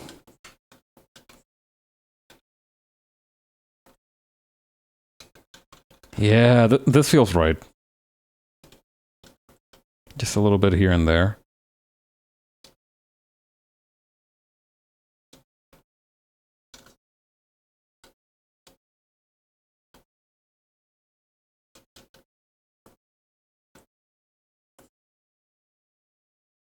I might actually try to do a little bit of cross-hatching here. That looks nice. I like that.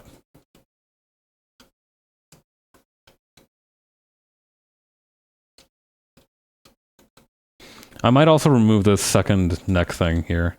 It just looks a little bit awkward.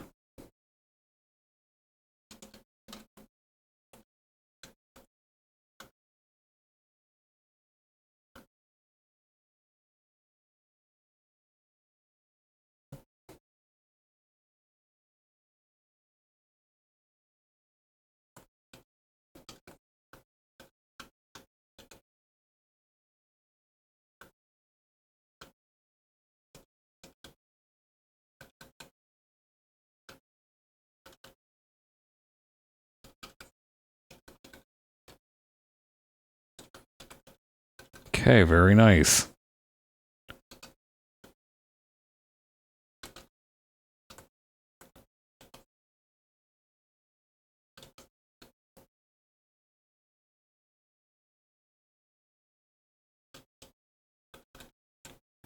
Yeah, we can just proceed with the kind of cross-hatching approach, I think.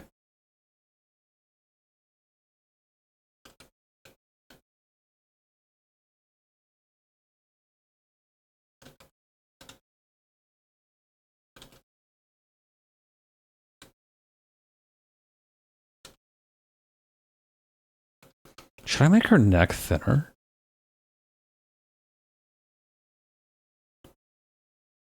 Hmm.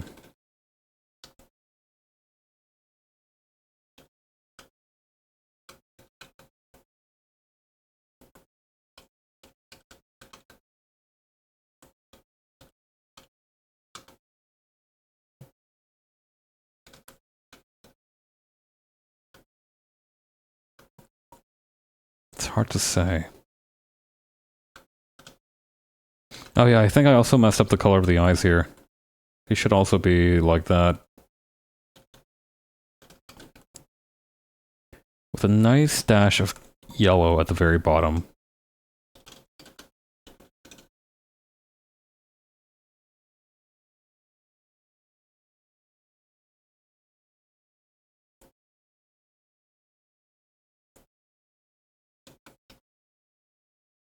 I should save my work.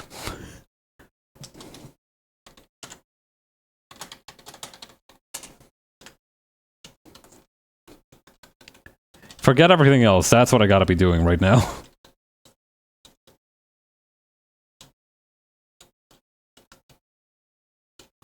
Wait, I think I might have cracked the code.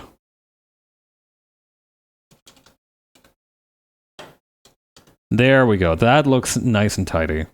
In terms of neck area.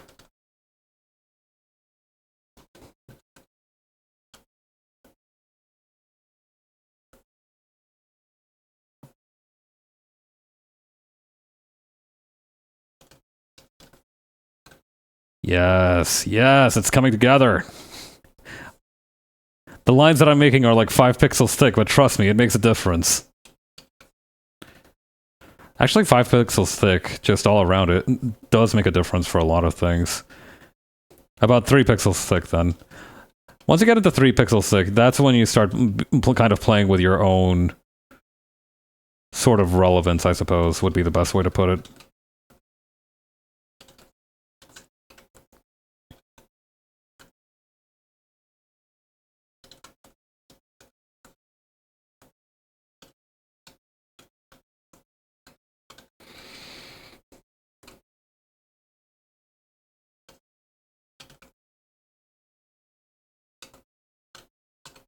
There we go.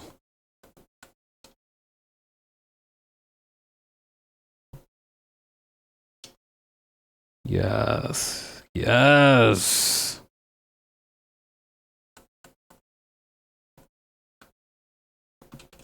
Oh yeah, I guess I do have to start thinking about doing that kind of cross-hatching shading on the jacket here, don't I?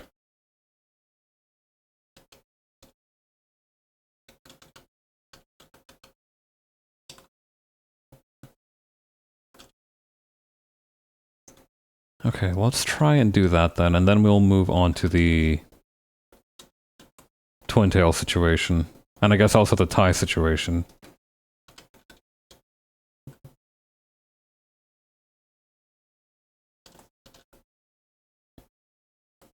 So from what I can see, it is... I keep losing track of where it is at. Okay, it's not necessarily like a grouping of them, it's just rows.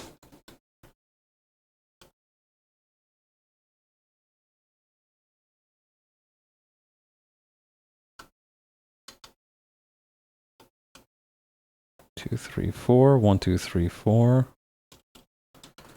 Oh yeah, I feel like I'm really going to enjoy this, doing this specific style of shading.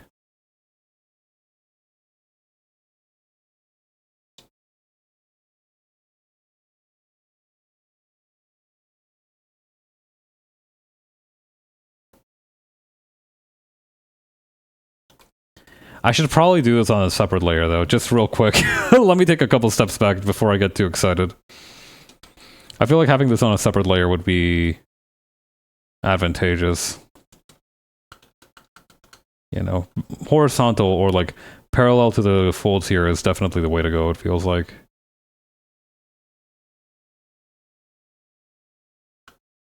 I gotta remember to make it evenly spaced as well. So maybe it'll start out over here.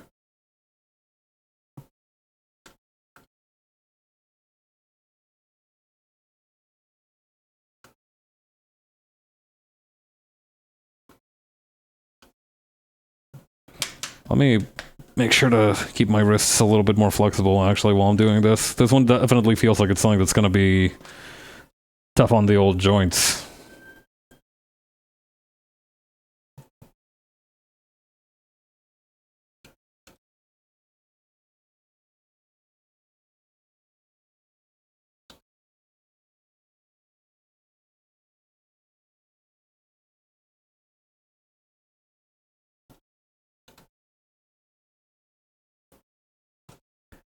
Okay, and then back here.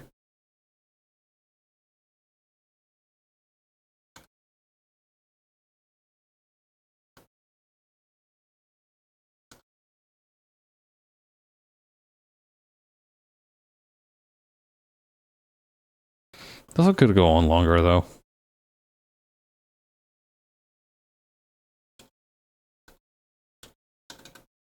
Some areas of it feel kind of naked, though.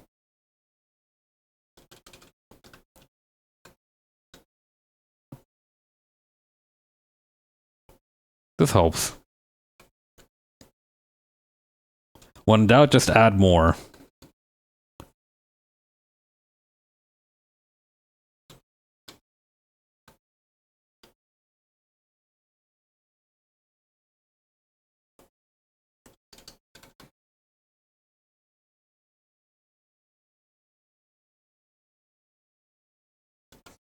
Okay, and then over here.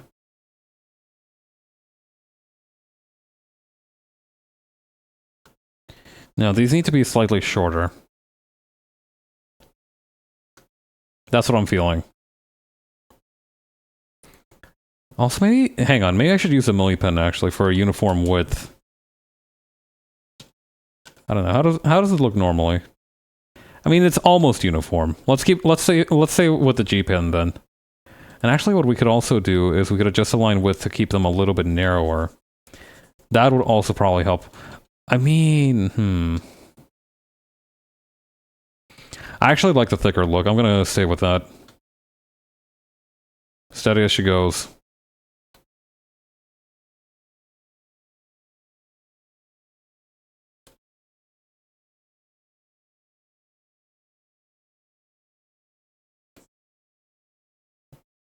Okay, then over here.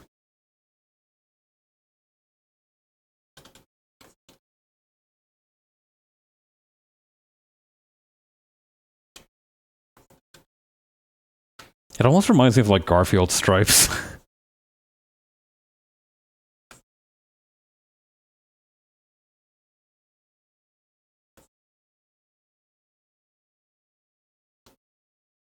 Okay, then over here.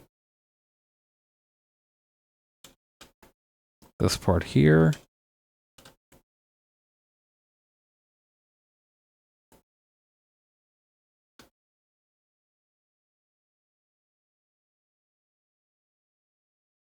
Miku with a rare Garfield skin suit.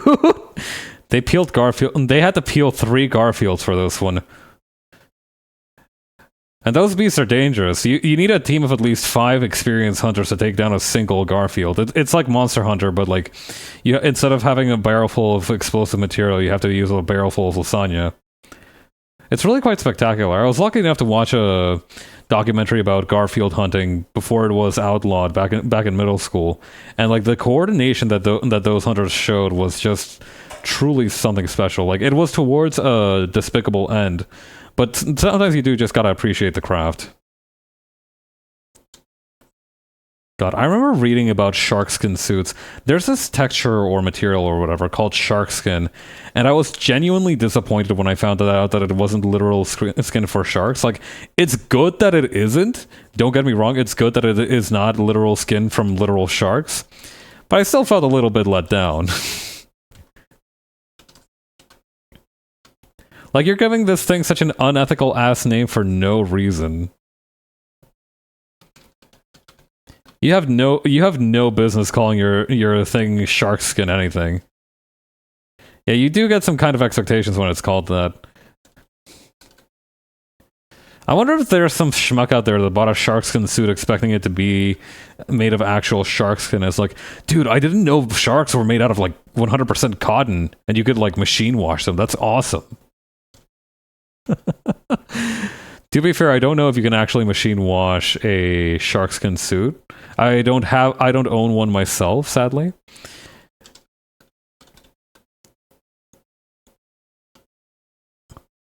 Dude, did you know that you can just like get sharks dry cleaned? Sharks are smooth versus sharks are rough conversation when the sharks are machine washable dude walks in.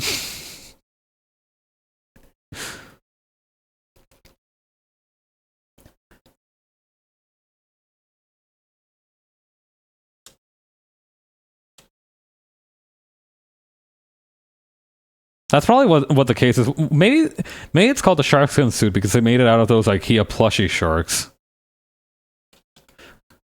that I hear are quite popular. Maybe that's the shark in question.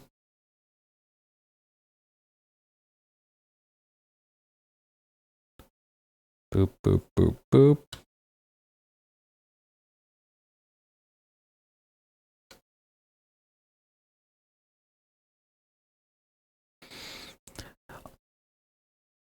I'm not particularly interested in the shark plushie, but I am interested in that one plushie that looks like a bear, but it's just like super buff for whatever reason. I think I made too many lines here. Gotta take a couple of them back, or and spread them out a little more.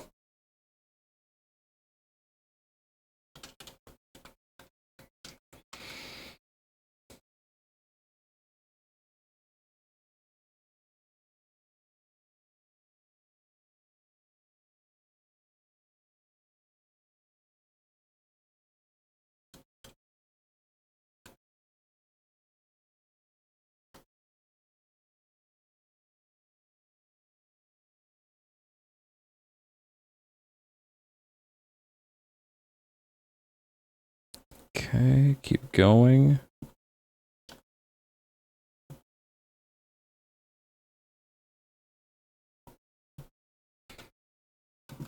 And I think what I should try and do is just add a few more lines down here, just so that it is clear that this is supposed to be darker.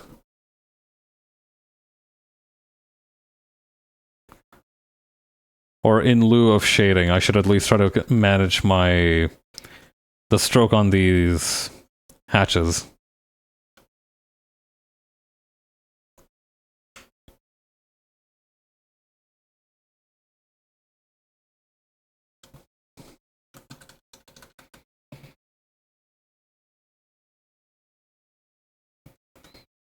Okay, then over here.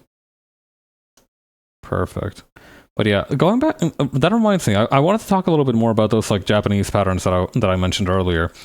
There's a few of them that are really interesting. I don't know. I feel like sometimes one of them is called like the nail puller pattern, and at first I was genuinely worried that was like referring to a medieval torture tool.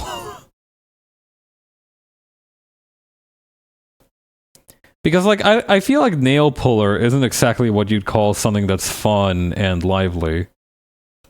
Like, I could very easily imagine nail puller being, like, well, kind of what its name implies, more or less.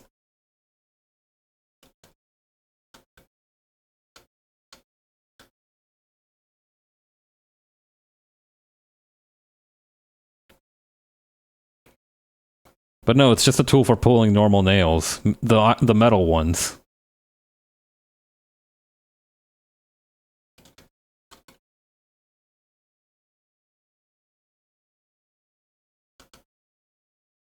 Okay, then over here.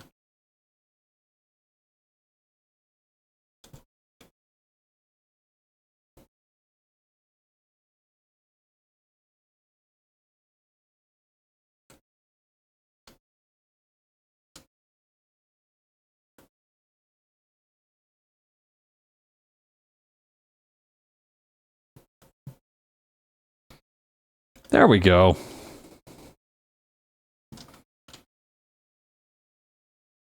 I think she only had maybe... I keep losing track of this one down here. Oh no, she had a couple of these, and more importantly, she did also have some buttons on here, it seems. Let's just go and quickly course correct for that.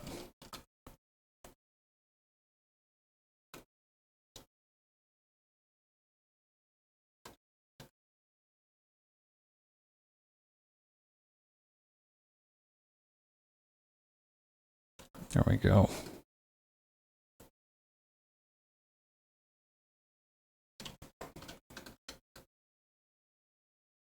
Boy, these pants are going to take forever, actually. I don't know, maybe there's a way I can automate the process a little bit. Actually, wait, that should be possible. Hang on. Let me try something real quick. Oh god, it's such a mistake to be doing this like mid shading, but I think it's time. Let's see. Okay, maybe just lump those a little bit more closely together, make them more similar in terms of height, and just keep rotating them a little bit. Oh yeah.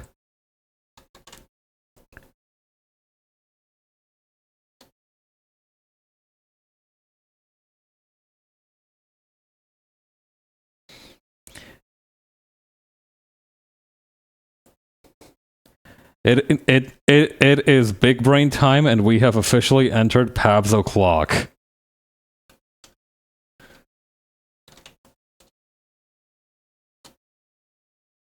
Hell yeah. I remember doing something similar for this for the not the cover necessarily, the one of the like first pages for that first issue of Hawk Sterling that I worked on with Raph. I remember it ended up making the file itself chug like crazy. Because I was using vector layers and like all kinds of rulers and stuff to get it working.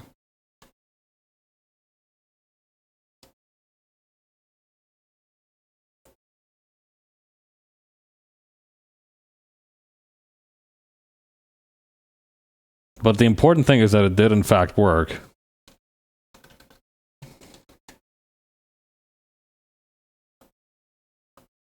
Alright, let's just kind of keep teasing these out.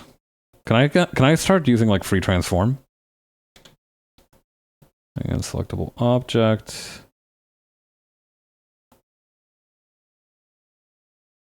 Huh. It's like... Hang on, there should be a way to do this. Hang on. Operation, select folders, show frame.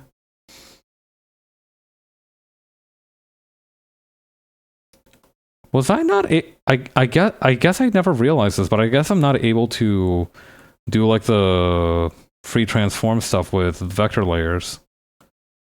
That's quite odd.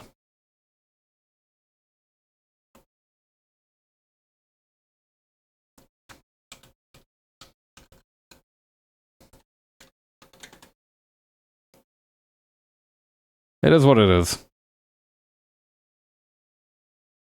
Besides, I'm getting enough efficiencies from this that just like manually tuning them to be in the correct direction is far more. It is like a time loss that I am more than willing to eat.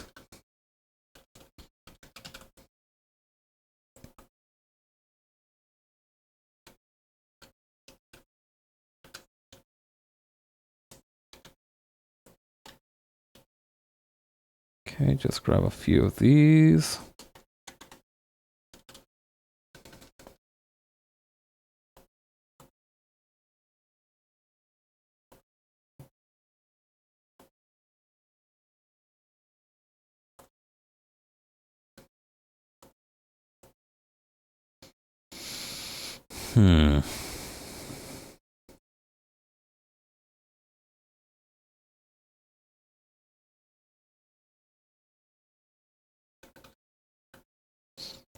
Well, brick by brick.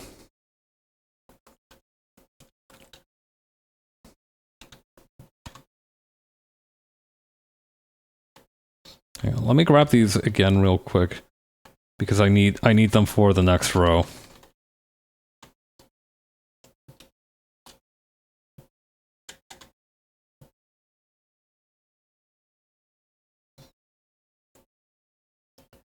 Okay, and then over here.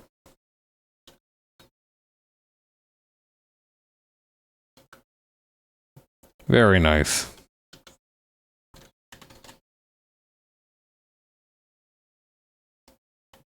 And little by little, we can go stretching these guys out.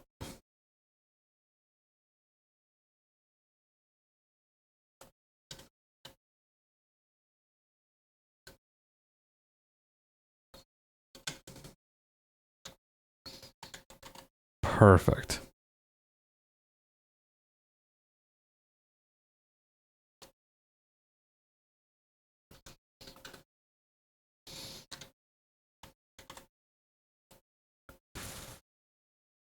Very nice.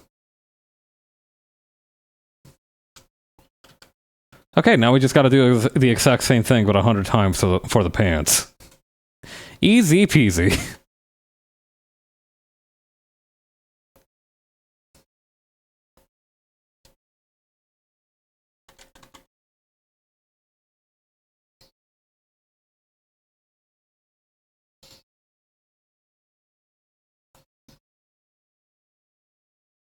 Okay, then over here.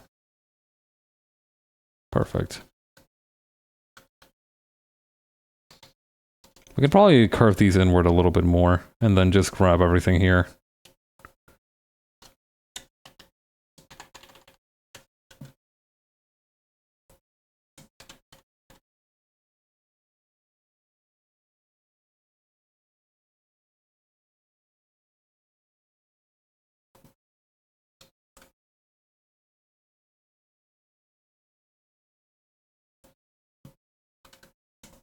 Nice, and then we can almost kind of invert it for parts of this. Oh, hey Zed, how you doing? I'm Paps, a rising VTuber and artist, and we're drawing Miku today. There's a song that was recently released called Skip the Formalities by Beat Shobon, and I wanted to draw some art with the... Oh, thanks for following. Yeah, I wanted to draw the design because I really like it.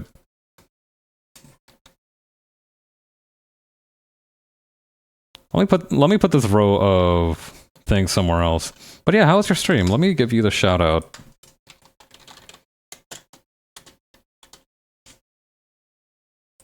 Did you have fun? Today you were doing karaoke, right? How did you enjoy your set? Did you have fun?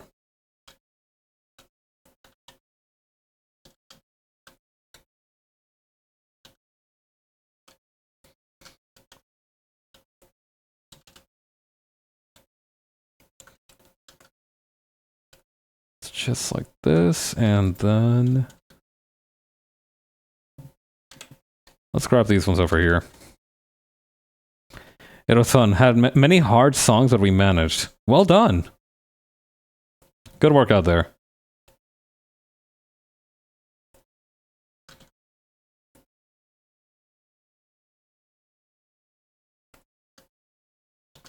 I sang that other new Miku song by Satone. Oh, the Rotten Girl one? Nice. We're getting a lot of Vocaloid bangers recently. I don't know if it's a consequence of like more people. I think it's like a positive feedback loop of just like a lot of talented artists now getting a good amount of recognition, and so it feels like there's just more from what they produce. And also, I imagine that the software has either become more accessible or at least more people are interested in using it. It's very much a positive feedback loop.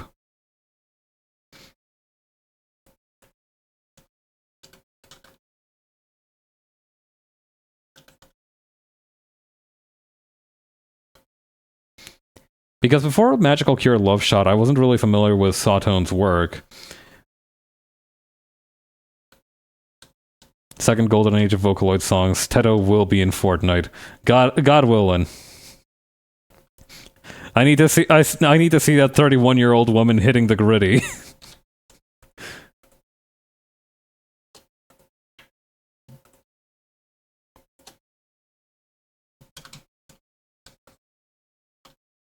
I need to see that 31-year-old woman wearing the Air Force Ones.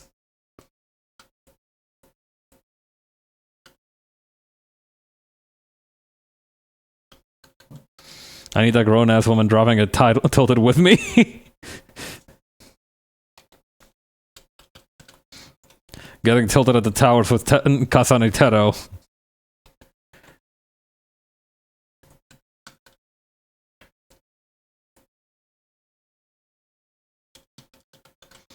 I feel like now that we are seeing a lot more Western Vocaloid producers, it's only a matter of time before we get like the equivalent of like, I don't know, fucking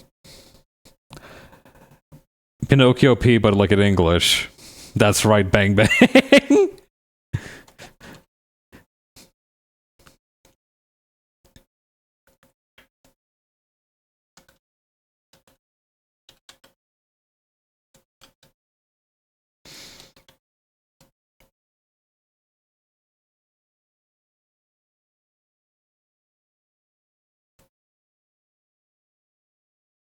just gonna shrink these down by like a lot and then just drop them here.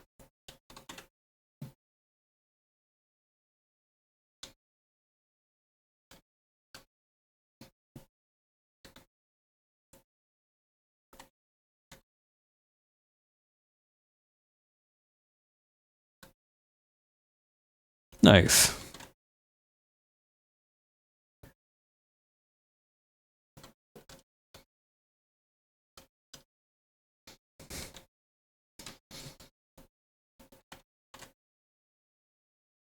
And then we can just start extending these little by little. My master plan. Gotta run and get ready for work. Good luck with the piece. Thank you. Have a good day at work.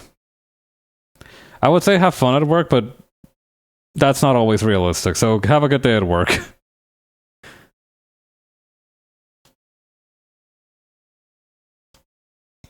Thank you for stopping by. I really appreciate it.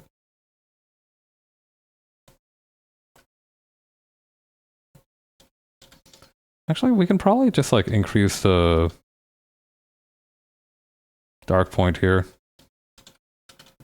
Just a little bit as we kind of keep adding more of the cross-hatching.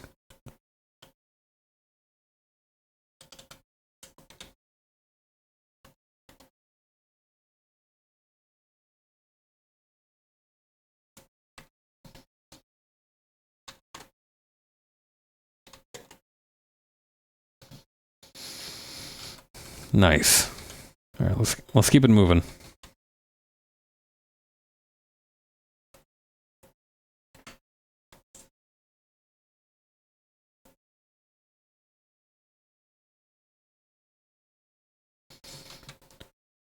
Okay, we can shift these subtly, little by little, degree by degree, to curve outwards.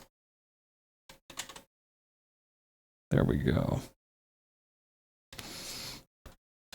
I never played this series as a kid. Recently, I got recommended a video on YouTube of this old computer game, right?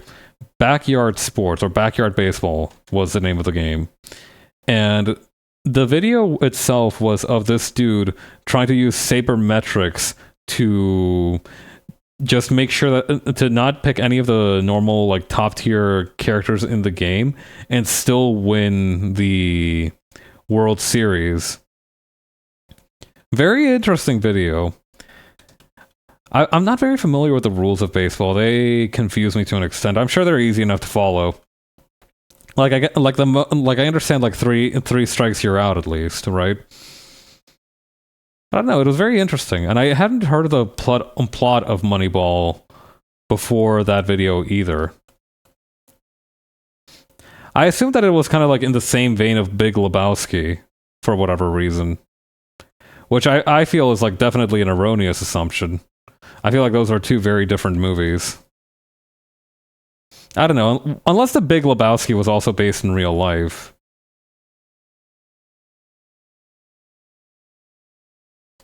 It might have been, who knows? I don't know the plot of the Big Lebowski either, so I'm kind of stabbing in the dark here. I want you to imagine like a dartboard riddled with darts, and that's just me trying to guess more or less what the vibe is of a lot of modern media.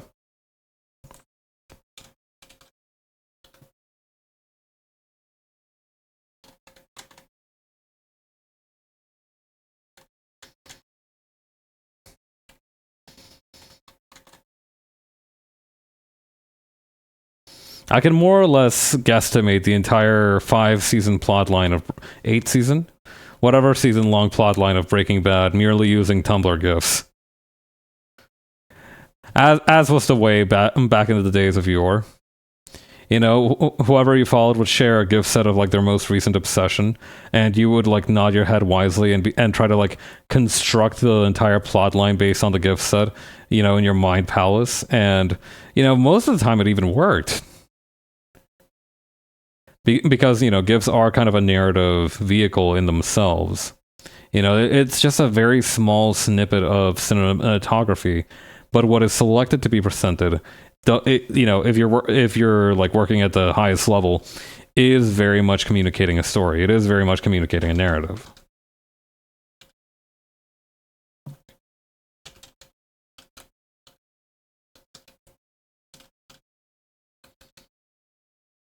What I might do as well before I tap out is that I might... Hang on. I may very well take a stab at messing around with the width adjustment for some of these, making them thinner in the middle and thicker at the end. Or, you know, just messing around so they're a little bit thicker overall. Let's see how that works out for me.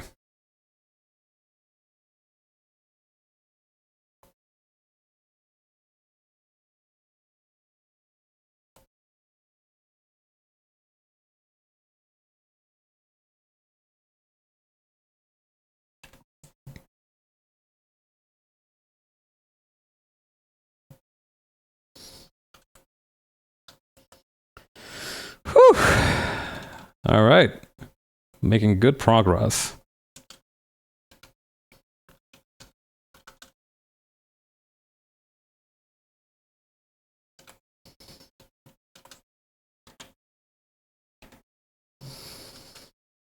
Let's see. Scale up width. Okay, let's try and scale up the very ends of these guys. Hang on, do I have process whole line on? I do not. Perfect.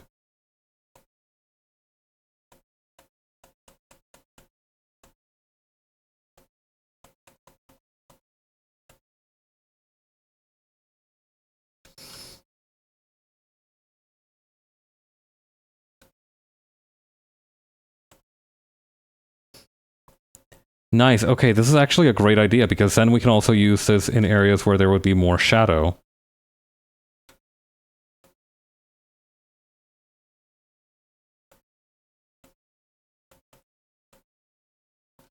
Why can't I hit these ones? Did I already make these ones in a different layer? Oh man, I totally did. These are the ones that I made before I switched over to the vector layer. I knew that was going to come back to bite me. That's fine though. I don't need to fix everything. I just need to fix most of this stuff.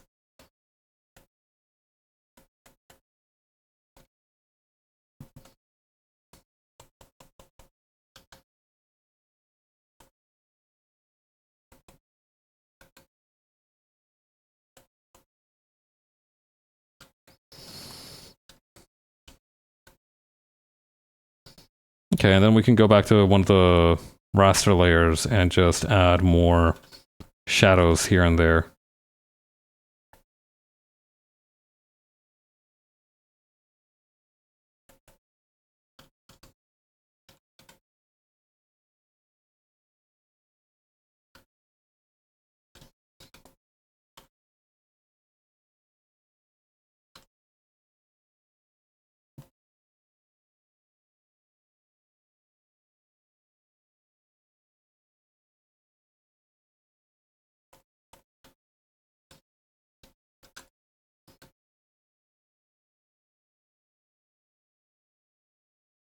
I'm liking what I'm doing. I'm liking the process that's happening right now.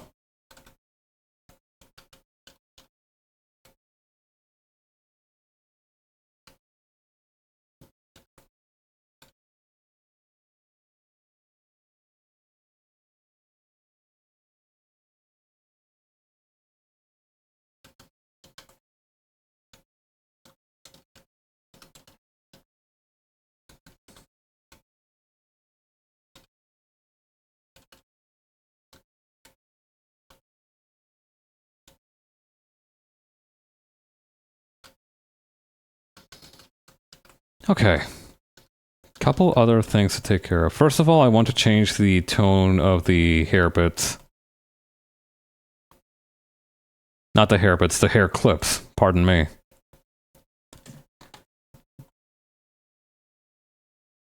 I do think bringing them more towards red is the right call. Keeping up the saturation would also be good. Maybe turning up the brightness just a little bit. And then...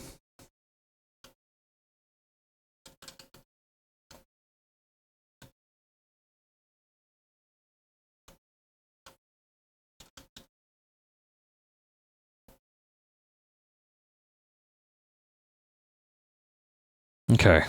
And now the gradients. I've actually had a recently difficult experience working with gradients. I don't know, something about them seems a little bit iffy now. Maybe it's my own lack of skill. But let's give it a shot.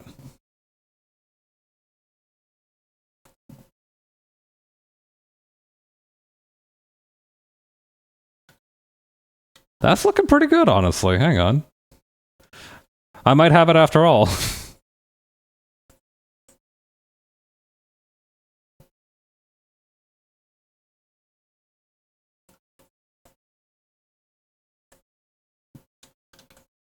Okay, yeah.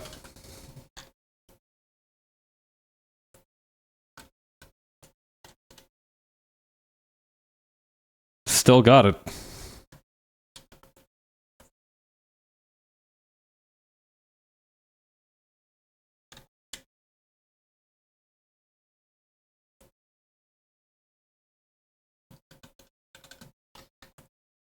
Okay, then over here, just a quick dap up like that.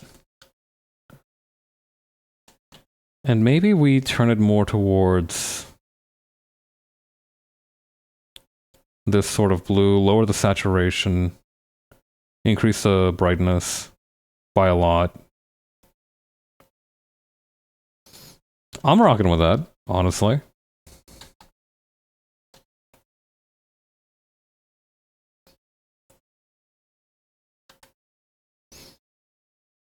Maybe I start lower.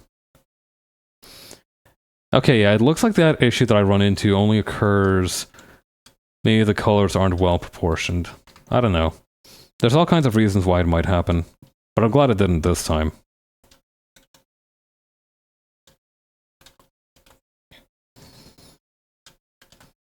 Okay, and on top of that, I did want to make... Actually, maybe I should... Hang on. I want to try something real quick.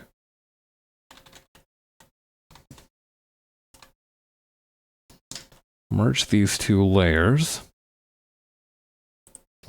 What happens if we turn it a little bit in either direction?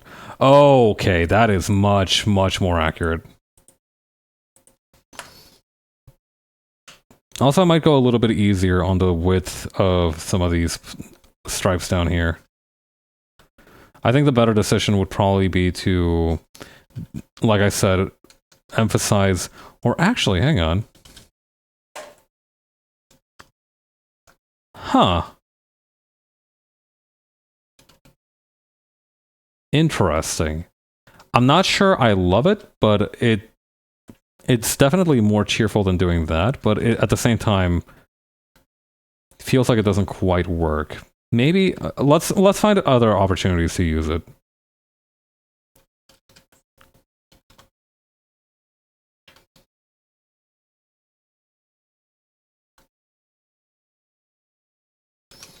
Here on the glasses is good.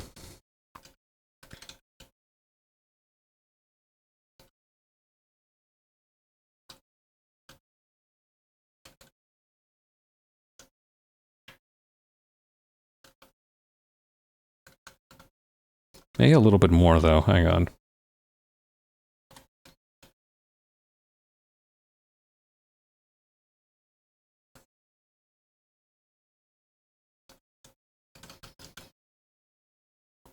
Interesting, okay.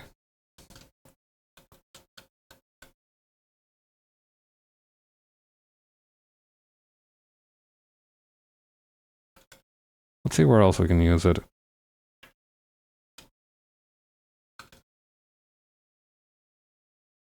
Okay, I'm liking this one.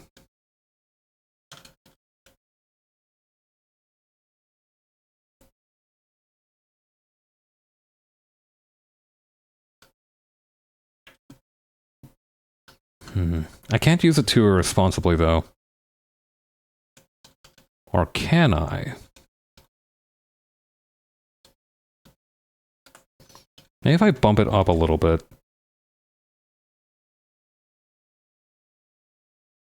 I'm kind of liking that, honestly.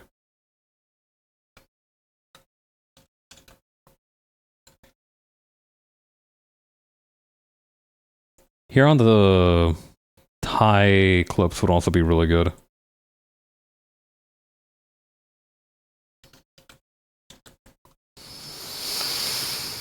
Okay.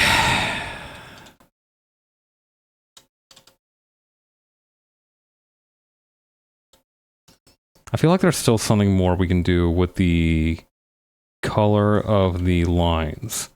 I think what I'm going to try and do is I'm going to try and merge these into a single layer, just flatten that, and then try and cook.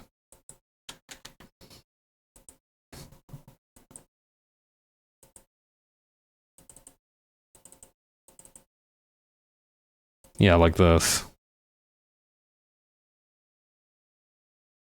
Oh, hey, this almost looks like kind of what they did in this one here. It might use a similar method.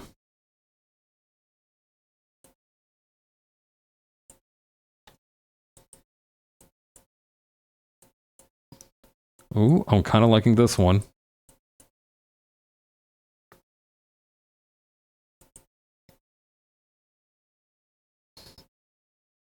Honestly, that rips. I like that. Let's go ahead and use that. And then for the background, I do have an idea for just a very simple background, which is select everything that's not in here, make a folder, and apply a mask to it. And thankfully, I had some stuff downloaded that will help us a lot. Let's try and get the first one in here now.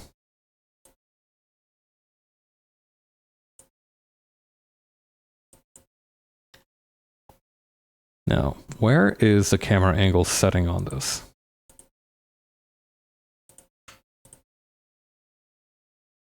Select material preset. Come on, you gotta have something in here. Nope. Okay, we're kind of on our own here.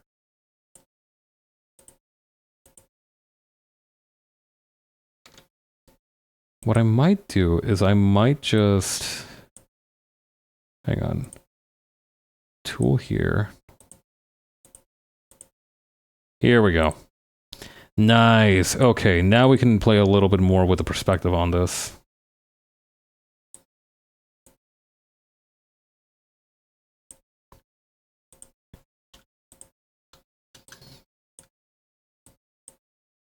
Okay, and what we're going to do is that in addition to having it be on that, we are also going to create a new border folder.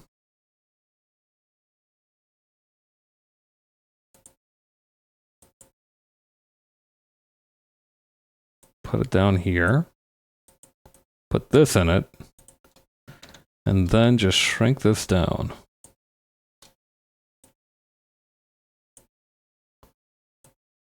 Maybe put it like this.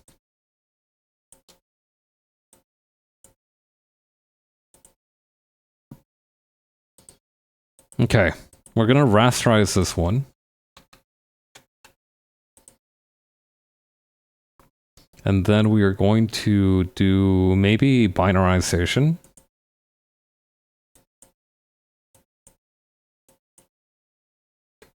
Or actually, maybe we should play around with the light source a little bit more before we do anything drastic. For example,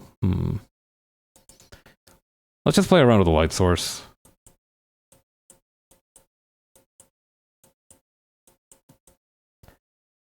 Some of these are kind of freaky looking.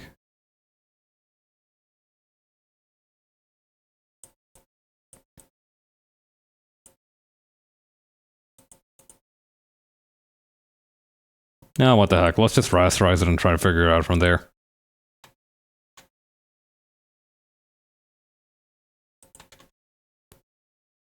Maybe we can even use the halftone to some extent.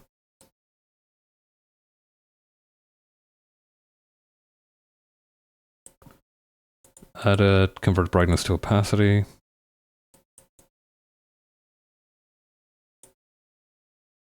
Nah. I think lines and tones would be better for the conversion.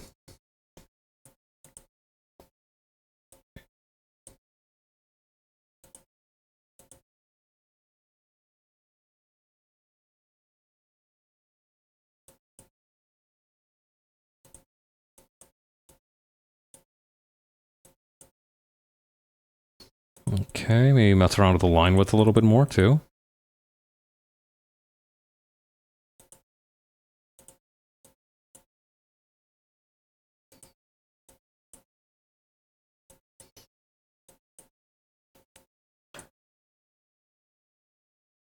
I'm messing around with the settings here. It doesn't seem to be doing much.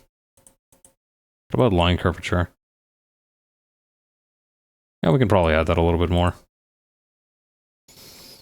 Screw it. Send it.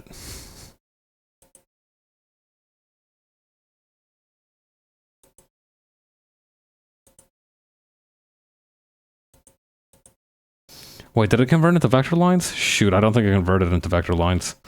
Let's try that one more time. Let's see. Black fill. Oh no, it did. It did. Hang on. Wait, so what the heck? Did it change how it operated that?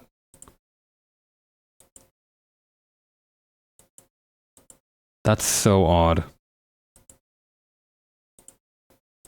Hang on, maybe it's because I needed to use a different setting. What about layer? Convert to lines and tones. No, that's still... Convert layer. Selection from layer. File object. How strange. Sorry, I used to be able to... Whatever, let's just go with the settings that we used previously.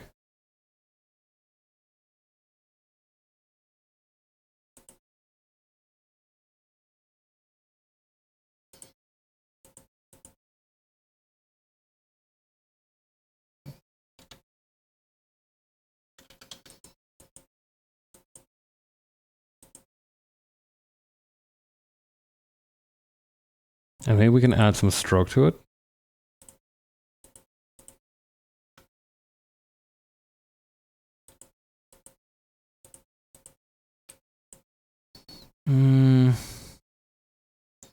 I don't know about that.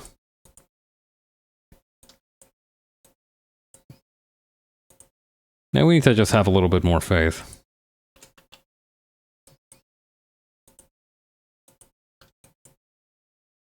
Oh wow, I really don't like how it looks. Let's try this again. I think something about the shape of the canvas back here is also throwing me off.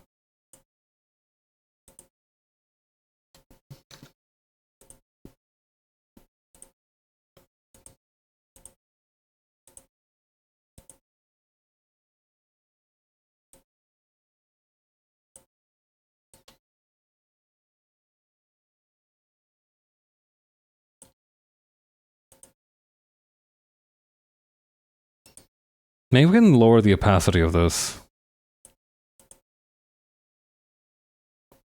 And also convert it to like a halftone layer.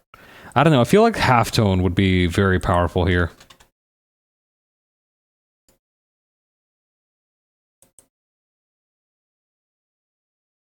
Oh wait, no, hang on, here we go. Now I can turn it into a vector layer. What's... You know what, I'm not even gonna worry about it.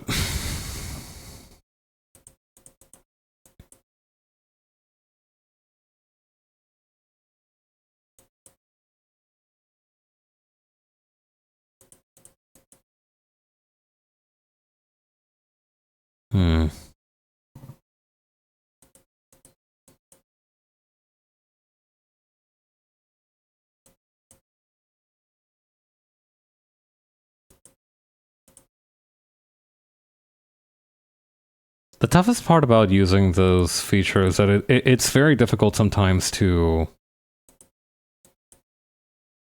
understand what each thing does, and it takes a while to load too.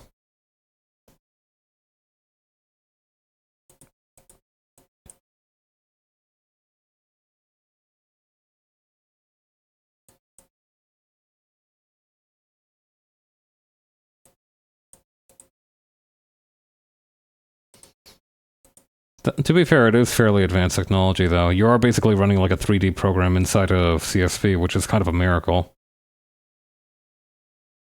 So you have to have a little bit of understanding for it.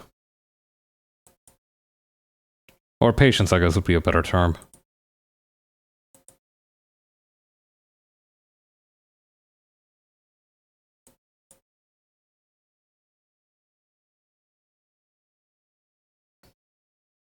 Honestly, this seems mostly fine. We can beef up a couple of the lines here that I'm not fully satisfied with.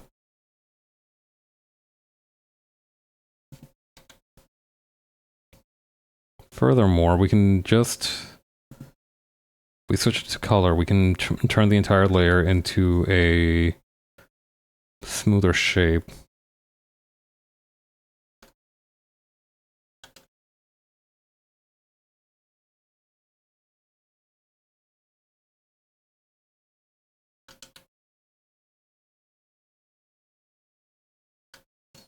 Just smooth out a couple of things and thicken up a couple of things.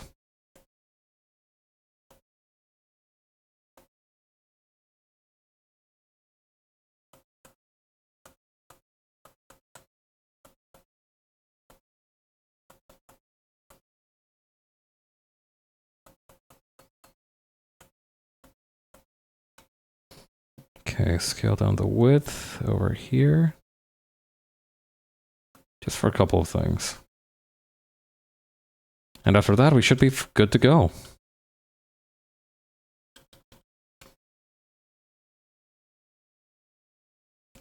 I do kind of want to maybe lower the angles on those eyebrows a little bit.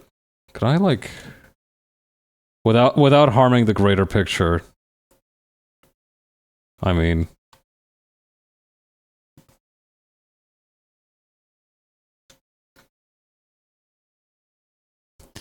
eyebrow graft.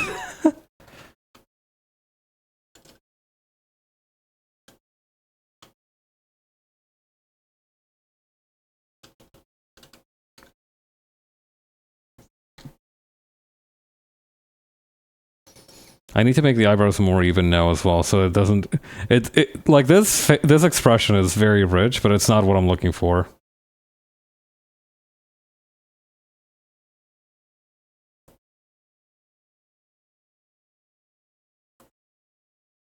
Okay, and then over here... perfect. Okay, now we just have to do something else for the background, because I feel like it's a little bit too plain right now. Hang on. Enable mask. Okay.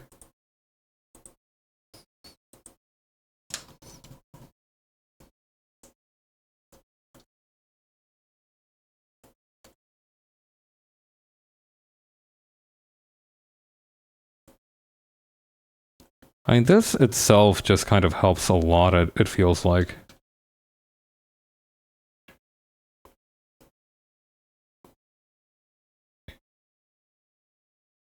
But I feel like there has to be something more we can do.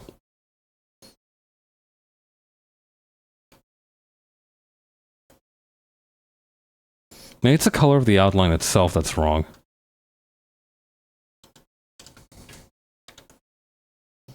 It's hard to say.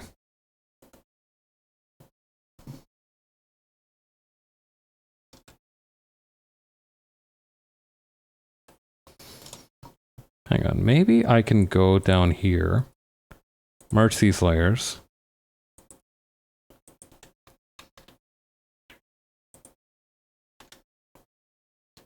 Okay, increasing the opacity is helping a lot. And we also need to do it without applying the mask. So maybe delete that mask.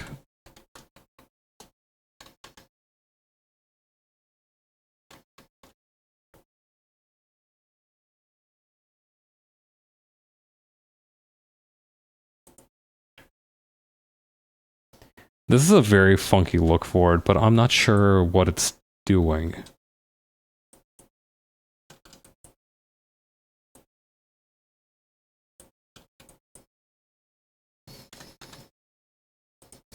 Maybe we need to increase the contrast a little bit.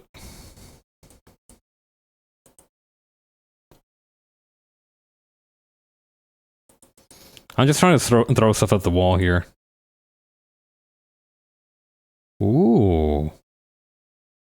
Okay, that's something.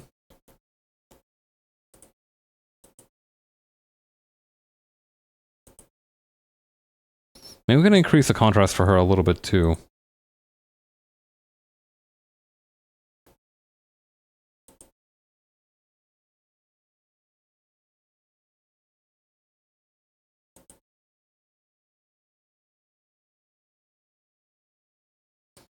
Honestly, I think we're good to go.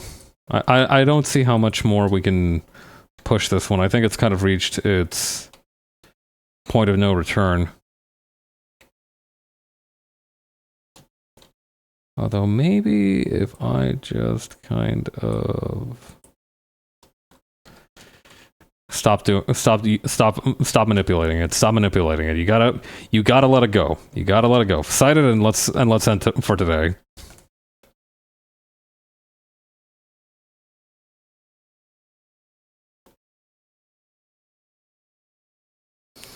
Okay. That will do it for today, for real. I think we've done a great job here. I'm glad that we were able to finish it in one day. Let's see who all is streaming today. I'm not sure who is active for tonight. Sunday evening isn't exactly a hotspot of activity. You know what? Why don't I send you all over to the chickens? I think the chickens could use some company. In the meantime, thank you again to Zed for the raid. I really appreciate it, and I hope you all have a great rest of your evening, a great rest of your weekend, and you have a lovely day. Talk to you later. Bye.